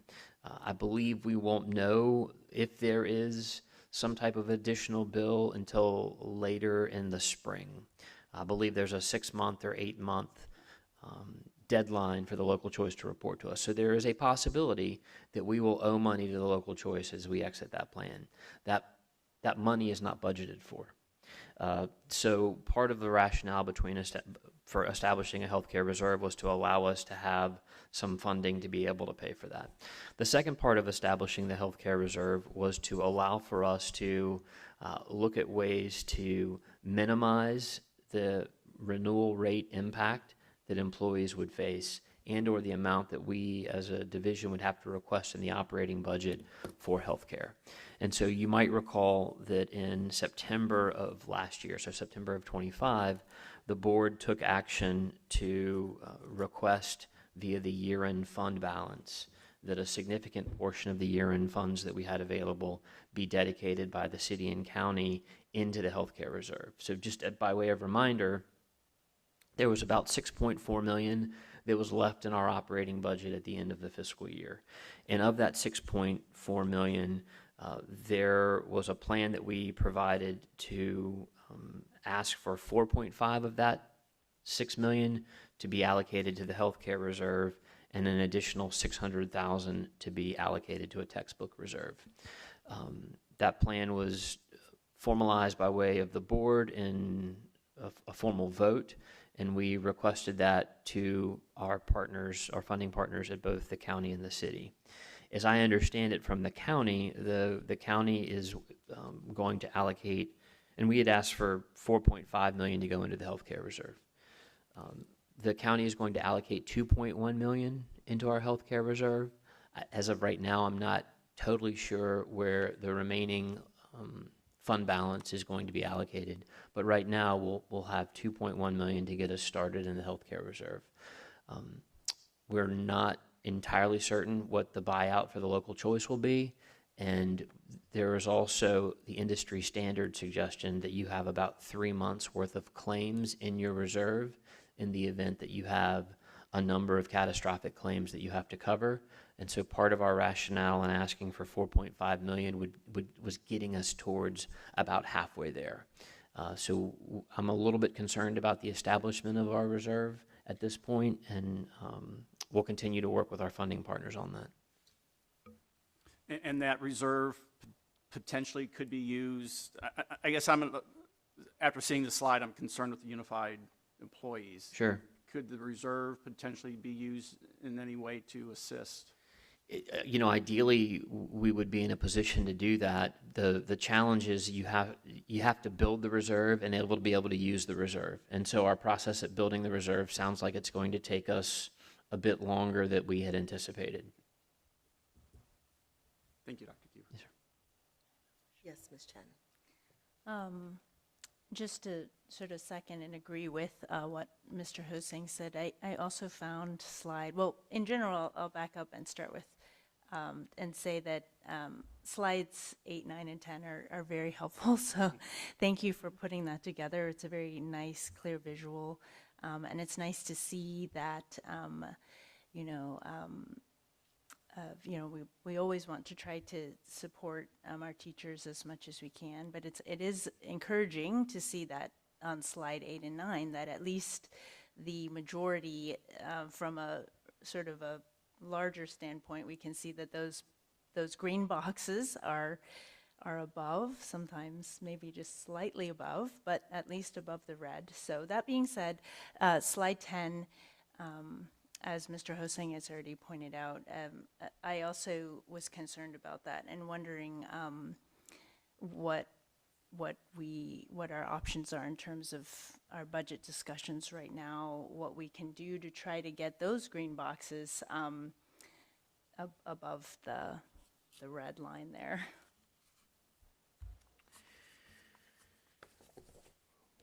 One of the things that the board could potentially talk about is changing the split. So the split right now is 70-30. The board could look to lessen the employee buy-in and change the split to 80-20. That brings with it a cost that right now is not currently accommodated in the operating budget. So there would need to be a look in to say, if we're going to do that, where are we going to pull something out in order to get that accomplished? Along those lines, and I know there's a reaction when you ask about doing different things for different sets of people, but however, what would be the impact if it was an 80-20 split for those on the unified scale and the 70-30 for those on the teaching scale? We would need to talk about that a little bit internally and model that out. I don't have an effective answer off the top of my head. Because just as I look at a 16% increase, it hits different pockets differently. And so if there is such a differential that we're really seeing, I think as I look at this, usually on our unified scale, there were some that would dip below, but there seemed to be a little bit more above the line in years past, and I think this view is pretty stark to me for the unified scale this time around. So this is not the unified scale overall. I do want to make sure that Right, it is grade 2 of the unified scale. So I think you could assume that as you get, and we would need to model this out, but as you get grades 5, 6, 7 and above, the things go above the red line. So what you're talking about is some of our lowest wage earners based on where their placement is. Yeah, perhaps I would just be curious as to, is there a place where there's a split that would make sense, that makes it equitable in terms of the impact for our those that are lower on the unified scale versus some that are higher up? Yes. I guess one also question would be, how many employees are we talking about in the chart that you have? I mean, are most of the employees in the grade 4, 5, 6 area, when we're not talking about a lot of employees in the grade 2? So grade 1 on the unified scale is our custodians, our cafeteria workers, and our bus aides. This particular data point is grade 2, which is teacher assistants at the level 1, and then grade 3 would be teacher assistants level 2. So for this particular teacher assistant ones on this is 29 staff members out of our support. So there's more on the grade 3 and then more as you go up the grades, but there are, several on grade 1, which is the lowest level.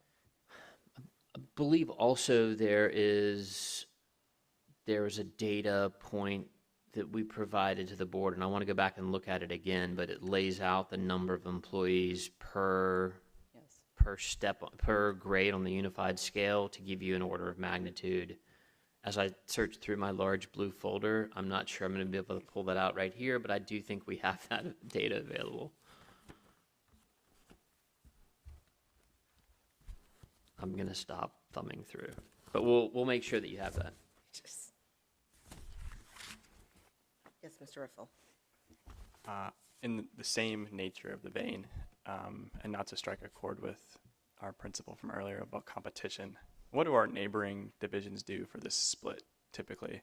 I don't remember if this compensation study covered this section of our benefits, but it just kind of more maybe puts it into perspective of like well, if we did this, what would our neighbors' reactions be, and in the competition space of staff?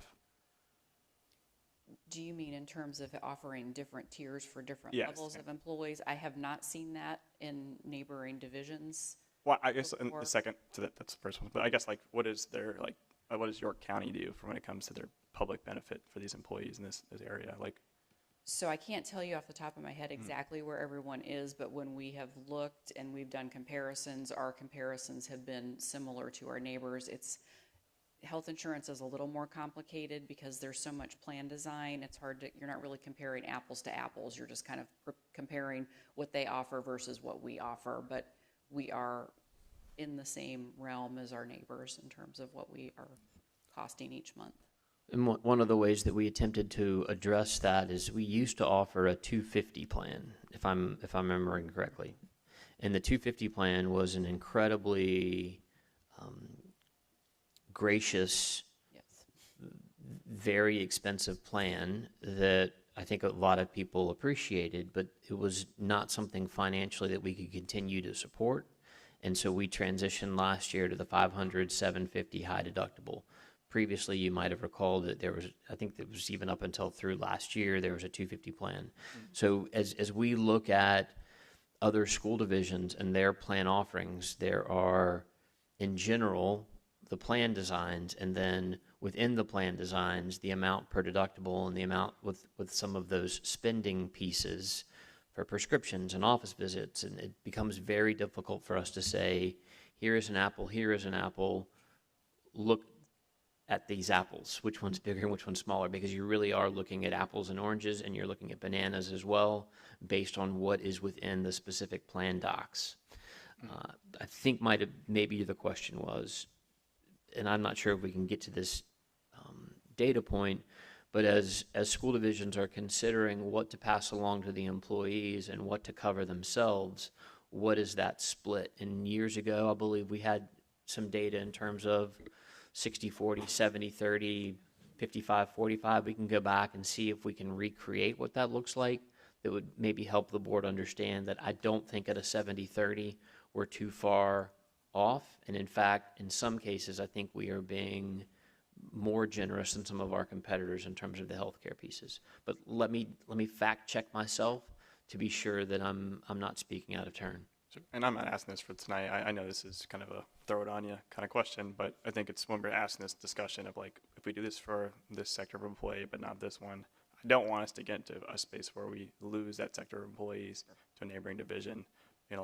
We've done a lot of work in this division to keep our employees to an extent, and I think my questioning comes from a part of which I am cautiously a little. These numbers aren't great. You're gonna be, that's where you feel as if and we're not seeing the whole charts. And I get this, but I don't want us to jump into discussion without having, I guess, some factual information of our neighbors to an extent. So thank you. I appreciate it. It could be an SBQ. I'm not in a rush. So thank you.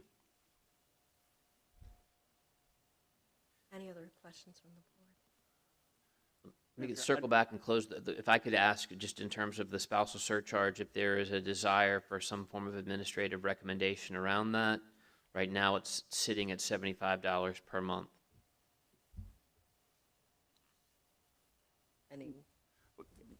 Before touching on that one, I just want to say at New Horizons, this isn't unique to Williamsburg, James City County.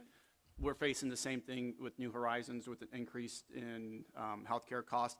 I want to say theirs was going up more than the 16% that we're budgeting at this point. So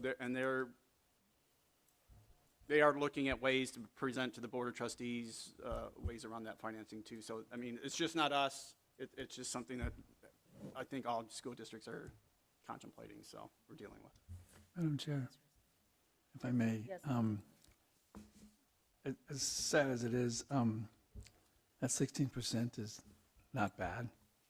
When you look at other companies in the region, I would also say, compared to my business and other people who I know, an 80-20 split is, or 70-20 split is very generous.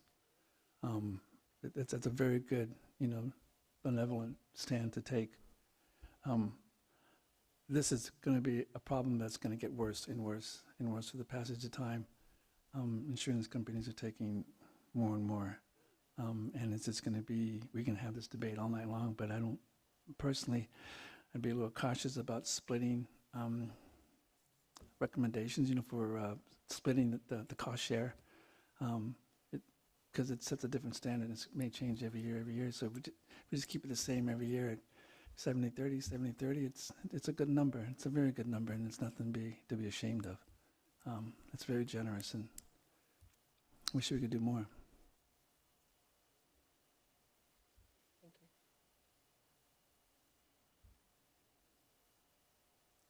you. I think Dr. Keever is looking for some board direction around the spousal surcharge, so I'd love to kind of go around and get some thoughts. I'll start with you, Mr. Hodges. Thank you, Madam Chair.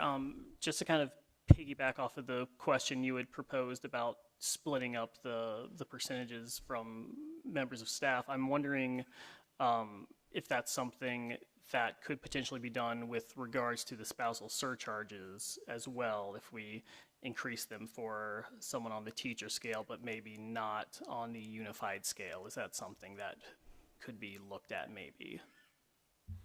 Thank you, Mr. Hodges.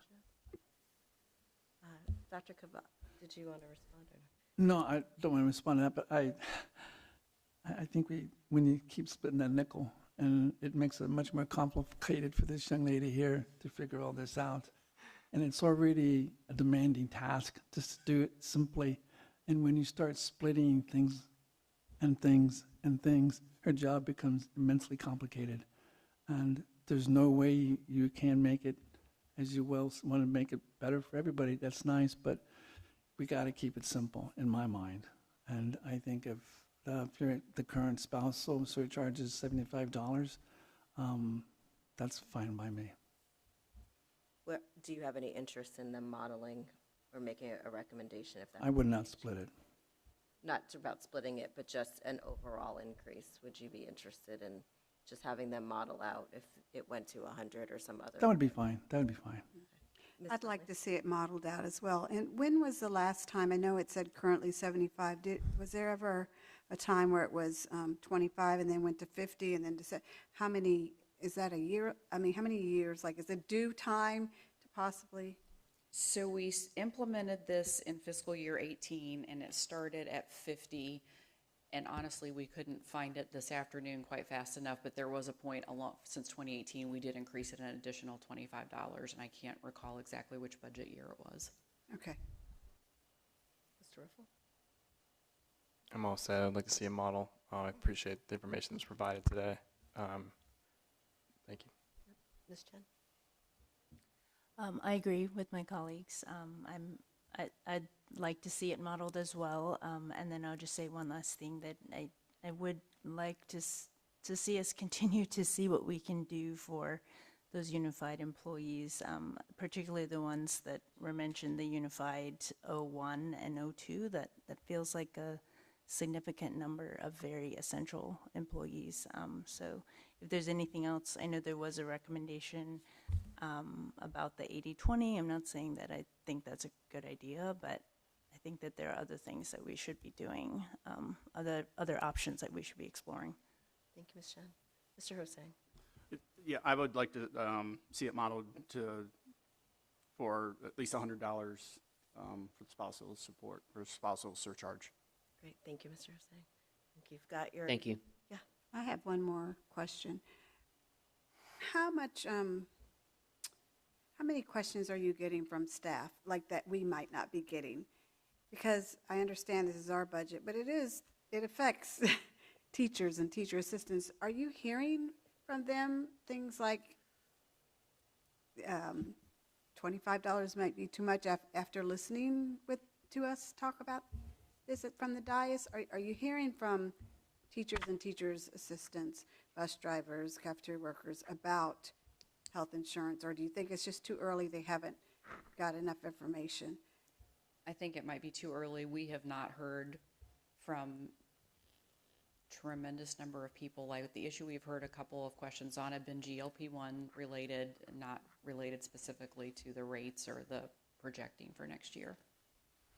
I think we have, as I've engaged with employees around budget and compensation, there have been repeated questions around salary increases and like what percentage of salary increase.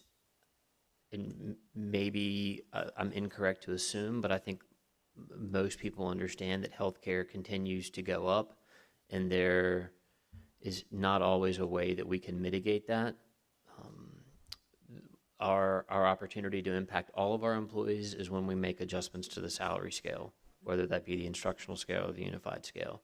Our opportunity to impact 65% of our employees is when we make adjustments to healthcare in healthcare scenarios. So generally, from my perspective as superintendent, I will be kind of leaning towards how do we adjust and continue to enhance the salary offerings that we have to potentially then offset some of those recurring healthcare pieces.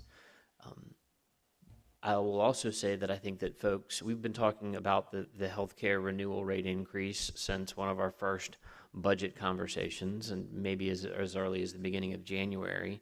And then we had a fairly intense briefing from USI at our January 20th meeting, which I think helped employees understand that it's not simply WJCC, but that it is healthcare and the industry in total, and that we are not out of line with what is happening in terms of our rates and our operating budget. Any other questions or comments from board members? Let's then transition to a dialogue around the special education supplement amount. You might recall in the operating budget that there's currently just over $600,000 for special education supplements. I think Emily might talk a little bit about how we intend to break that out. This slide outlines our stipend allocation for staff working in self-contained settings across pre-K through 12th grade. In total, we are recommending $601,000 in the operating budget to support these specialized roles. Self-contained teachers will receive a $5,000 stipend in recognition of the unique instructional and behavioral demands of these classrooms. In addition, self-contained and one-to-one teacher assistants will receive a $2,500 stipend to acknowledge their critical support in meeting student needs throughout the school day. Based on the current student needs, 60 teachers and 112 teacher assistants would be the recipient of these stipends, but it's important to note that this can change on a yearly basis and is based on the current needs of our student population. This has been a recurring theme that we've heard throughout the organization in terms of additional supports needed for our staff working in the self-contained setting. And when I say staff, I mean both the instructional staff and the unified staff. I think that there have been some questions that folks have about who would be eligible or who's not eligible for this particular supplement. And so we wanted to try to lay that out in more stark contrast this evening.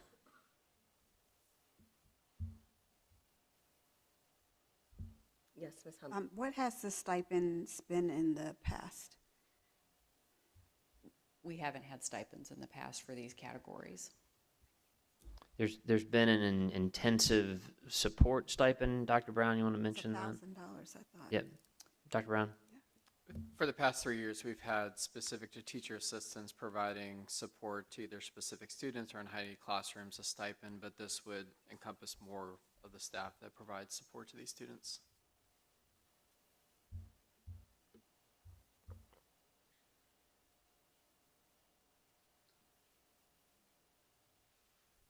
Any other questions that we have of Ms. Haywood? Are there any questions or concerns around providing this special ed? I'm all for it. That's every time we have gone into schools and talked with our staff, these are the concerns, and these are the people that we don't want to lose as well. They are doing a lot for a little, and this would be very helpful and appreciative. Thank you, Ms. Hunley. Any other board members have thoughts? Yes, Dr. Cavazos. I would like to second those comments, because if I hear anything, it's about, are you going to spend enough money on special education? And I like to be able to say yes. Thanks, Dr. Cavazos. Okay. All right. Thank you so much, Ms. Haywood. Thank you. Thanks, Emily. That was our last item on information discussion items. We will now move into 11.01, board member comments. Where should I start today? I'm going to go with Mr. Hodges. This is back to back. So I like this. I know. Thank you, Madam Chair. I had the privilege of going out to Matthew Whaley Elementary School last Thursday to check out their STEAM night, and Matthew Whaley's Got Talent show. I was joined by Mrs. Hunley at STEAM night, and I believe she is going to touch on that a little bit in her comments, so I won't say too much about that. But I do think it's fair to say that we were both very impressed with the levels of engagement and the enthusiasm that was shown by the students there. We got some hands-on time with some of the demonstrations that they had set up there, which involved things like building a boat using a sheet of aluminum foil, which both of us failed horribly at, and building a sturdy structure using only toothpicks and sticky candy that could hold up the weight of a textbook, which went noticeably better. It was a great example of some of the ways that our students in our schools are making science, technology, and math engaging and fun for our students, and I just wanted to give some kudos to them. And then following that, I stuck around for Matthew Whaley's Got Talent, and I was frankly staggered at the level of engagement and support that the students received and showed during that talent show.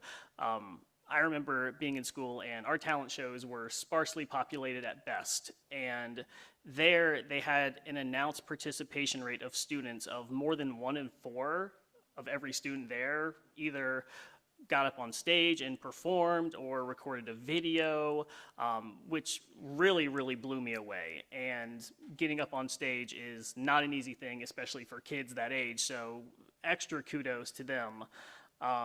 And some of the talents were very, very impressive.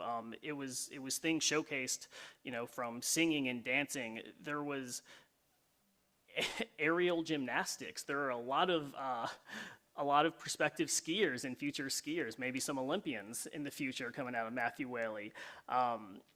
And I think the thing that impressed me the most was not just the performances, but also was the audience engagement that night, because there were so many times where a student was performing and the crowd broke into rhythmic claps to pump them up and give them more energy, and you can tell that they were feeding off that energy, and it was just really, really cool. And you could tell that the students who were up there and put themselves on the line definitely felt empowered and really, really rewarded after that. So I just want to thank the students and staff for putting on a wonderful show, and I salute everyone at Matthew Whaley for a job well done. And lastly, on a more somber note, I would be remiss to not mention the news that broke today about the death of Reverend Jesse Jackson. I was really saddened to wake up this morning and learn about the loss of a civil rights icon, especially as we continue to observe Black History Month. Reverend Jackson recognized and embraced the diversity of America as he championed the rights of the Rainbow Coalition, as he called it. And he understood that the path to civil rights is neither linear nor quick.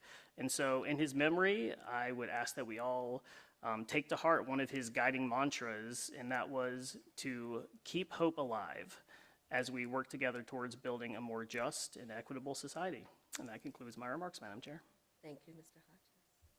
Hodges. I'll go next to Dr. Cavazos.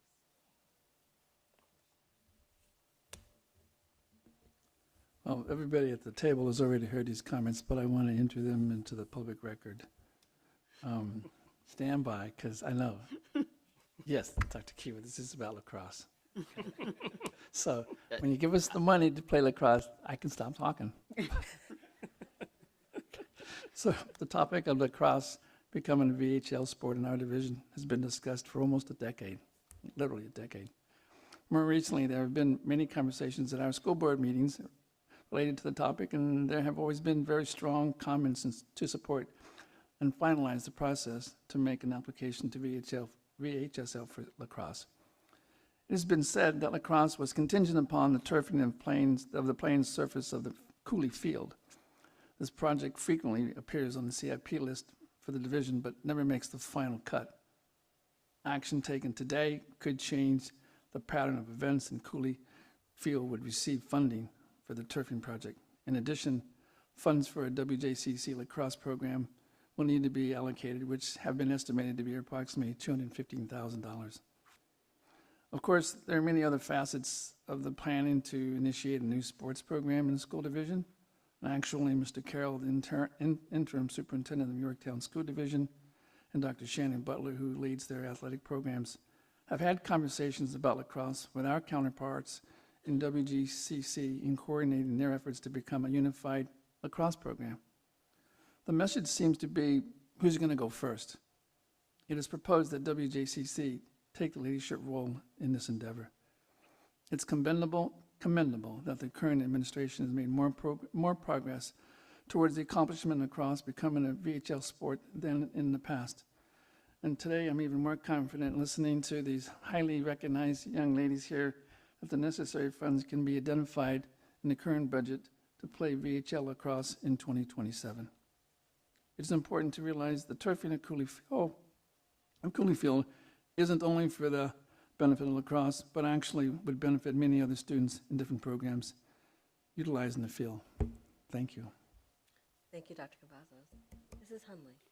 So I have 6 things, but I want to start by saying, just for the viewing public, I am the only retired person on this board. I do not have a 9-to-5 job. So I am bored all day, so I look forward to school visits with my colleagues. So I just didn't want someone to think, I don't think everybody knows I retired but I did do 36 years of kindergarten. So, but that's why I have so much to say. I'm not trying to be vain or anything. I just wanted to let people know that I am retired. And as Mr. Hodges said, we were at Matthew Ailey, and that's when I really felt old, because I'm probably about 30 years older than him, but he was looking at some of the STEM things like bots and all this, and I didn't know what they were like. And he's done that when he was in school.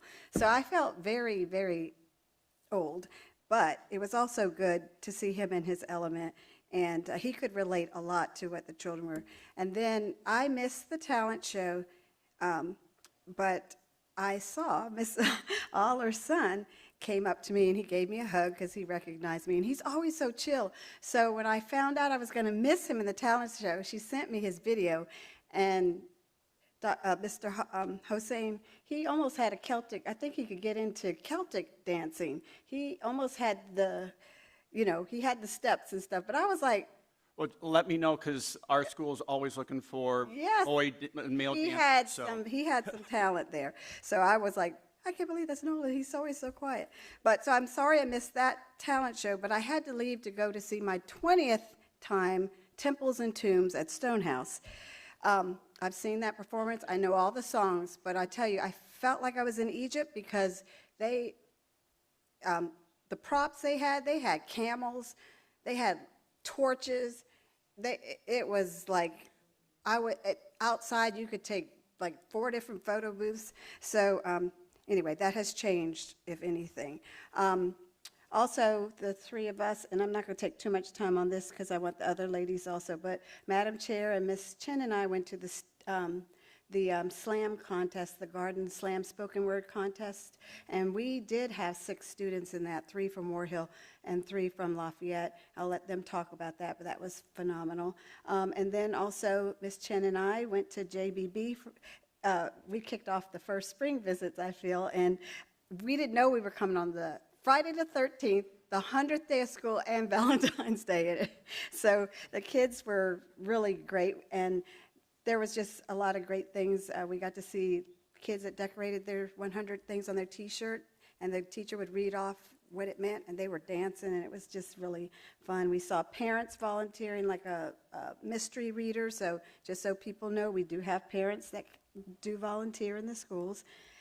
Today I went to Toano's Reflections, and that is an award that we give. Kids can enter a piece. It can be musical, artistic, digital photography, or they can write a piece. And we have, at Toano, we had 2 children that are moving to the state level. So, and one little boy had made a snowflake with the 3D printer. It was beautiful. It was a bunch of snowflakes. And the theme is I Belong. And they had to talk about why the piece that they had belonged. And he talked about how all snowflakes are different, but look how beautiful they are when they all come together. So that was another thing. And then I'm serving on the VSBA Governmental Relations Committee, so I was in D.C. for 2 days meeting with congressional leaders. We met with 6, but 3 came out to speak with us, and the other 3 sent their aides. But it was good for me to see another perspective. I hear from the state level. I know what we do locally, state, but it was interesting to learn about from the federal level, and that was new information to me. And then lastly, if you notice, we all have red on. Today's the first day of the lunar year, and so I didn't know, it's the year of the horse, and it's the fire horse. And there's so many positive things about the fire horse. And it's also Heart Month. And so, happy heart is a healthy heart. And so we're representing those 2 things today from the dais. And Madam Chair, those are my comments. Thank you, Mrs. Hunley. Mr. Osang. Yes, Madam Chair. I first want to congratulate our teachers and support staff of the year. You make our job much easier by what you do in the classrooms and in the schools. There's no way we could do our job without you and without what you do. So I just want to take this time to congratulate and thank all of you for what you do. I want to thank Ms. Aller for everything she does. We are all going to talk about Beth and what she does and how she keeps us in line, and that's only going to scratch the surface of what she does for us. There's nothing else I can say except thank you very much for everything you do in keeping us straight in these meetings and in between meetings. I just want to piggyback off of what Dr. Cavazos said and sort of expand it just a little bit. I'm an advocate for bringing lacrosse into our schools. I'm also an advocate for bringing ROTC in our schools. Those 2 things, first of all, I'm kind of embarrassed that Williamsburg, James City County does not have a JROTC program. Being so close to... No applause, or else we'll have to ask you to leave. Being so close to the military facilities that we have, I just can't fathom why we don't have a facility or a program in our school system. And being a high school athlete, being a college athlete, I know what it means to be, and being former military, retired military, I can relate to all that the lacrosse students or lacrosse players came and talked to us about, and what any ROTC students would talk about. It means so much, and it helps you grow so much. You learn so much by being a member of a team, whether it's a lacrosse team or whether it's a military team. And I am hoping, and I'm asking the rest of the board members to definitely put those 2 items in our budget, and so that we can have those moving forward. If we have to do something else, if we have to take other actions where we don't we don't bring on a few new employees at this time frame because our student population isn't growing. I've heard since our joint meeting with the Board of Supervisors in the City of Williamsburg, I've heard many individuals talk to me about why are we increasing our faculty, why are we increasing our staff when our student population isn't increasing. And there's reasons on both sides why we should, why we shouldn't. But I think it's a good question of why we're increasing our, why we're trying to increase our employees if our student population is increasing. We talked a lot about healthcare tonight. Maybe that's an issue where we can try to save the school system money. And I hate doing it, but maybe going to a 40-60 split. It's not ideal, but it's something that I'm gonna go out on a limb and say that all of us wanted to join this board because of the students. That's why we're here, is to make sure that the students get the best education, get the best foundation that they can get after they leave Williamsburg, James City County. And I personally think that sports can do that, and definitely military can do that. I was not a believer in the military, I'll admit it. When I was in high school, there was going to be no way in heck that I was going to join ROTC. When I started college, there was no way I was going to join ROTC. I had to get a scholarship, and it was the best decision I ever made. And I think if we can get our young students involved, whether they go on to the military or not, having them get that experience and having them get that confidence that the military gives you, it's invaluable. So I'm asking my board members to definitely bring in lacrosse and ROTC in this budget so we can move forward with them in the future. Thank you. Thank you, Mr. Hosang. Ms. Chen.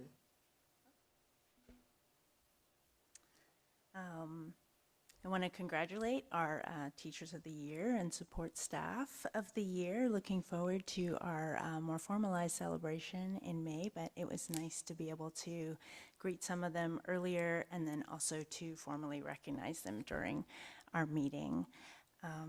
And I also want to say a thank you to the students who showed up. Particularly, I think I can speak for all of us, we particularly like hearing from students and having them engage with us and with decisions that affect them and the division. So it was nice to hear student voice this evening and have so many of our students show up. And I'll just try to keep it as brief as possible. Mention a few things that I've been to that were really exciting events that happened in the last couple weeks. There was the 10th annual science fair, so I have my program here, and was joined by Ms. Hundley and Ms. Donner there, and also several members of the senior staff that are here tonight as well. So it was great to see some of these science fair projects, and we have several students who are going to continue on to the Tidewater Regional Fair, and then hopefully on to the state science fair. So these are great opportunities for students interested in research and science. And also want to mention a couple events that I attended that involved many of our students, which just shows how amazing our Williamsburg, James City County community is in terms of supporting students not just in our division, but outside of our division, giving them opportunities to grow. So the Artist Garden Slam Poetry event, we got to hear original poetry that was performed and delivered by Lafayette High School students, War Hill High School students, and also Woodside High School students. So it was nice to have engagement with students from across the peninsula. And that was also the case at another event I went to, the Williamsburg Youth Orchestra, which draws many of our students from across the peninsula and very talented young musicians. And 3 of the 4 conductors are our own conductors that teach within our division. And I was struck when I looked at the calendar.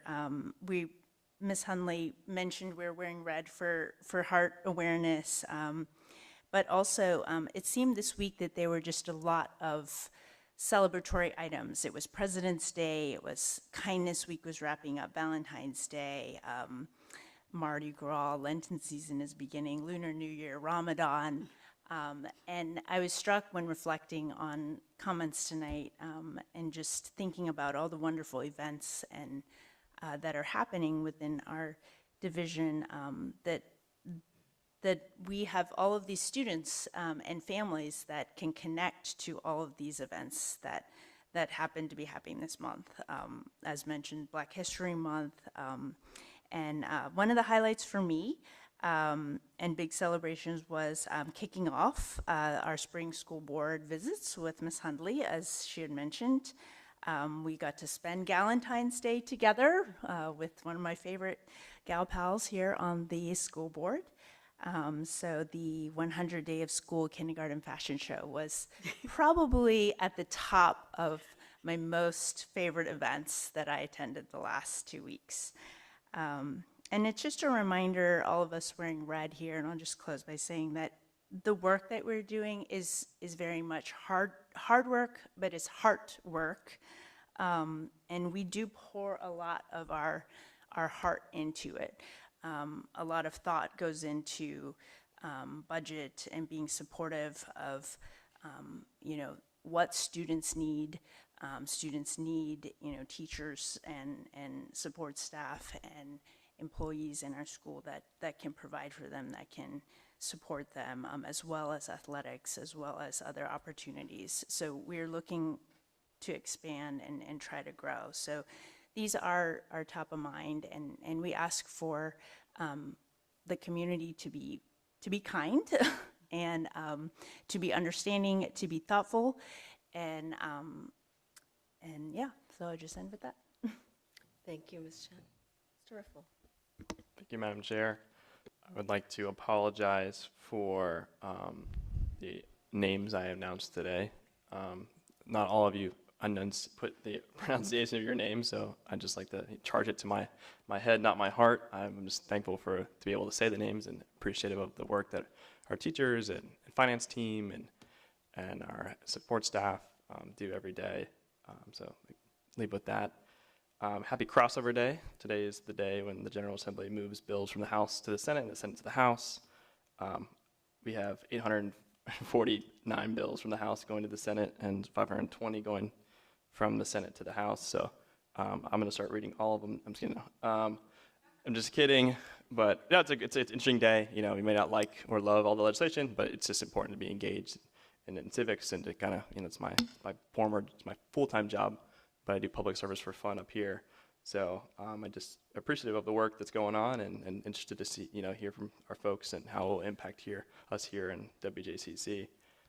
Speaking of working at work, it was nice to see some of our teachers there for the VEA day.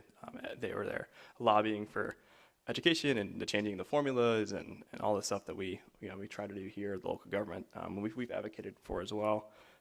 Ms. Donner and I actually met with Senator McDougall's staff and team, and I've taken a couple extra meetings to talk about some budget amendments and things we could be doing better here on the peninsula. So it's been nice to engage in that way and use some time at work to be productive here at home. So I'll leave it at that, Madam Chair. I appreciate all everyone's involvement today, especially our students and the teams that even we could see from the folks that didn't speak, but it's nice to see people fill the room and be excited about something and be excited about our students. So thank you. Thank you so much. A lot of the events that I attended have already been mentioned, so I won't go back through those. I did want to acknowledge Aylin Parm. She was named the Virginia Education Association. She received their Teacher Excellence Award, and so really appreciate all the work that she does at Jamestown High School. She has brought the African American AP History course to our division and with her advocacy there, and she just has a wonderful cohort of students that are engaged in learning. So congratulations to Ms. Parm. And otherwise, I think as we think about the budget as board members, there's a lot of things for us to contemplate and really thinking about where we put our money. We've talked a lot about the importance of investing in our third graders and in terms of reading. And so while, yes, you can look at how the numbers are decreasing, you also have to take into account what are the needs of the students and where are you going to put those extra dollars. And so sometimes it's not a one-for-one, you lose 20 students, you lose a teacher, you're making specific strategic investments. So I think as I ask, the board members as well as the community, as you're thinking about the budgets and what we are contemplating here, think about the array of things that we are trying to do. What is our primary mission, which is educating students, making them students who can function well in the world, who are literate, who have math skills, who are curious. And so making those investments there, and then thinking about what are the other things that we can do to supplement their experiences and their opportunities. We have a lot of work ahead of us. I think there's a lot of questions around, and we've talked about this, and I'll just say a little bit of, there's the questions about the Board of Supervisors in James City County and returning of funds. And so just for the viewing public to understand is that our CFO, she does, and her whole team that received that award, they do a wonderful job of keeping us out of jail. And so as a school division, if you spend more money than was in your budget, you go to jail. And so because of that, we are very fiscally prudent around how we spend our funds. And so Ms. Ewing makes sure that there's always some cushion of money at the end of each year. And so if you've watched our proceedings for the last few years, you see we return $2 million, $4 million, $6 million back to the localities. Well, if you've listened to the budget and our budget requests, right, we have asked the county for an additional $2 million. But if you think about the money, we've given back $6 million. And so we're asking for $4.5 million of that back, because that then allows us to supplement our, in this case, it allows us to supplement our health care. If we can supplement our health care, then that then frees up money that we can spend towards other things like lacrosse, junior ROTC, making investments in teachers. But if we're giving back a large lump sum of money that we then can't recoup to put towards other operating expenses, then we kind of get in this kind of conundrum of we're asking for dollars that we've ostensibly given back, but we don't get them back, and so we get into this space. So I would just ask, and that is why we're asking for the Board of Supervisors to reconsider the $2.1 million that they're considering giving us and really giving us the 4.5, because then if we can defray healthcare costs, then that frees up $4 million to go into something else. And if you looked at the 16% increase, that was about $3.5 million, right? So if you start doing the math, like what we're asking for is replenishing the places where we're increasing. So I put all of that out there in terms of when you see us come down to what the final budget is that we will vote on next month, we are doing all of those puts and takes. And so we're also wanting to ensure that we are good stewards of the money, but also wanting to make sure that the folks understand in being good stewards how that can sometimes hurt us in not being able to really fully spend the money that has been allocated. So it's budgeting is more complicated than one would think, and that is why we've also gone and spoken to our legislators. We talked about that last time, but to understand that because of our LCI, we are not eligible for grants that would allow us to get money from the state for school constructions. And so as a community, we've decided to invest in pre-K. But that is something that as a populace, we have decided to do through our own checkbook and not having support from the state.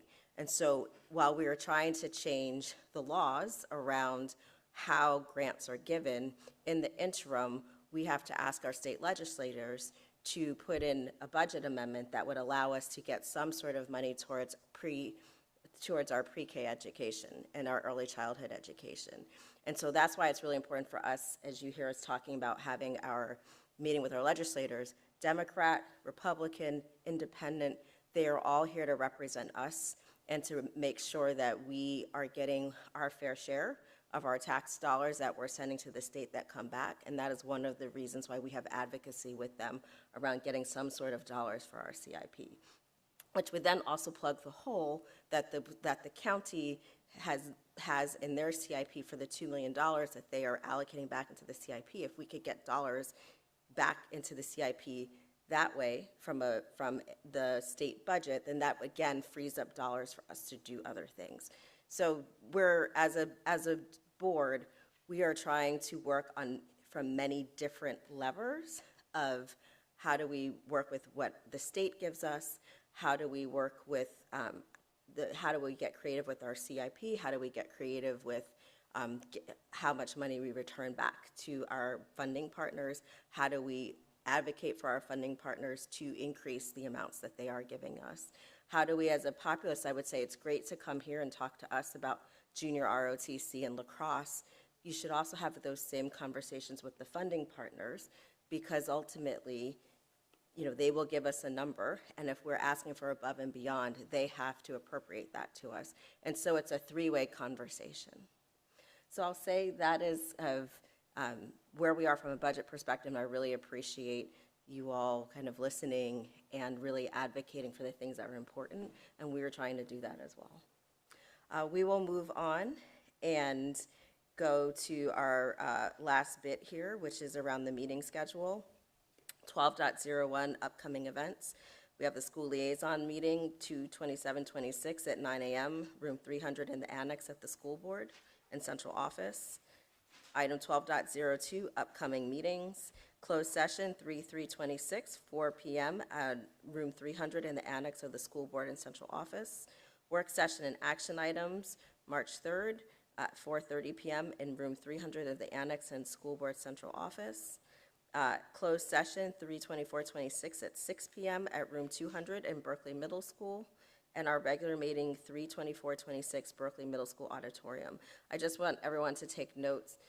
That is on the 4th Tuesday of the month, I believe, so it's not our normal 1st and 3rd. I think we're 1st and 4th in the month of March. So just a note for that. With that, this meeting is adjourned.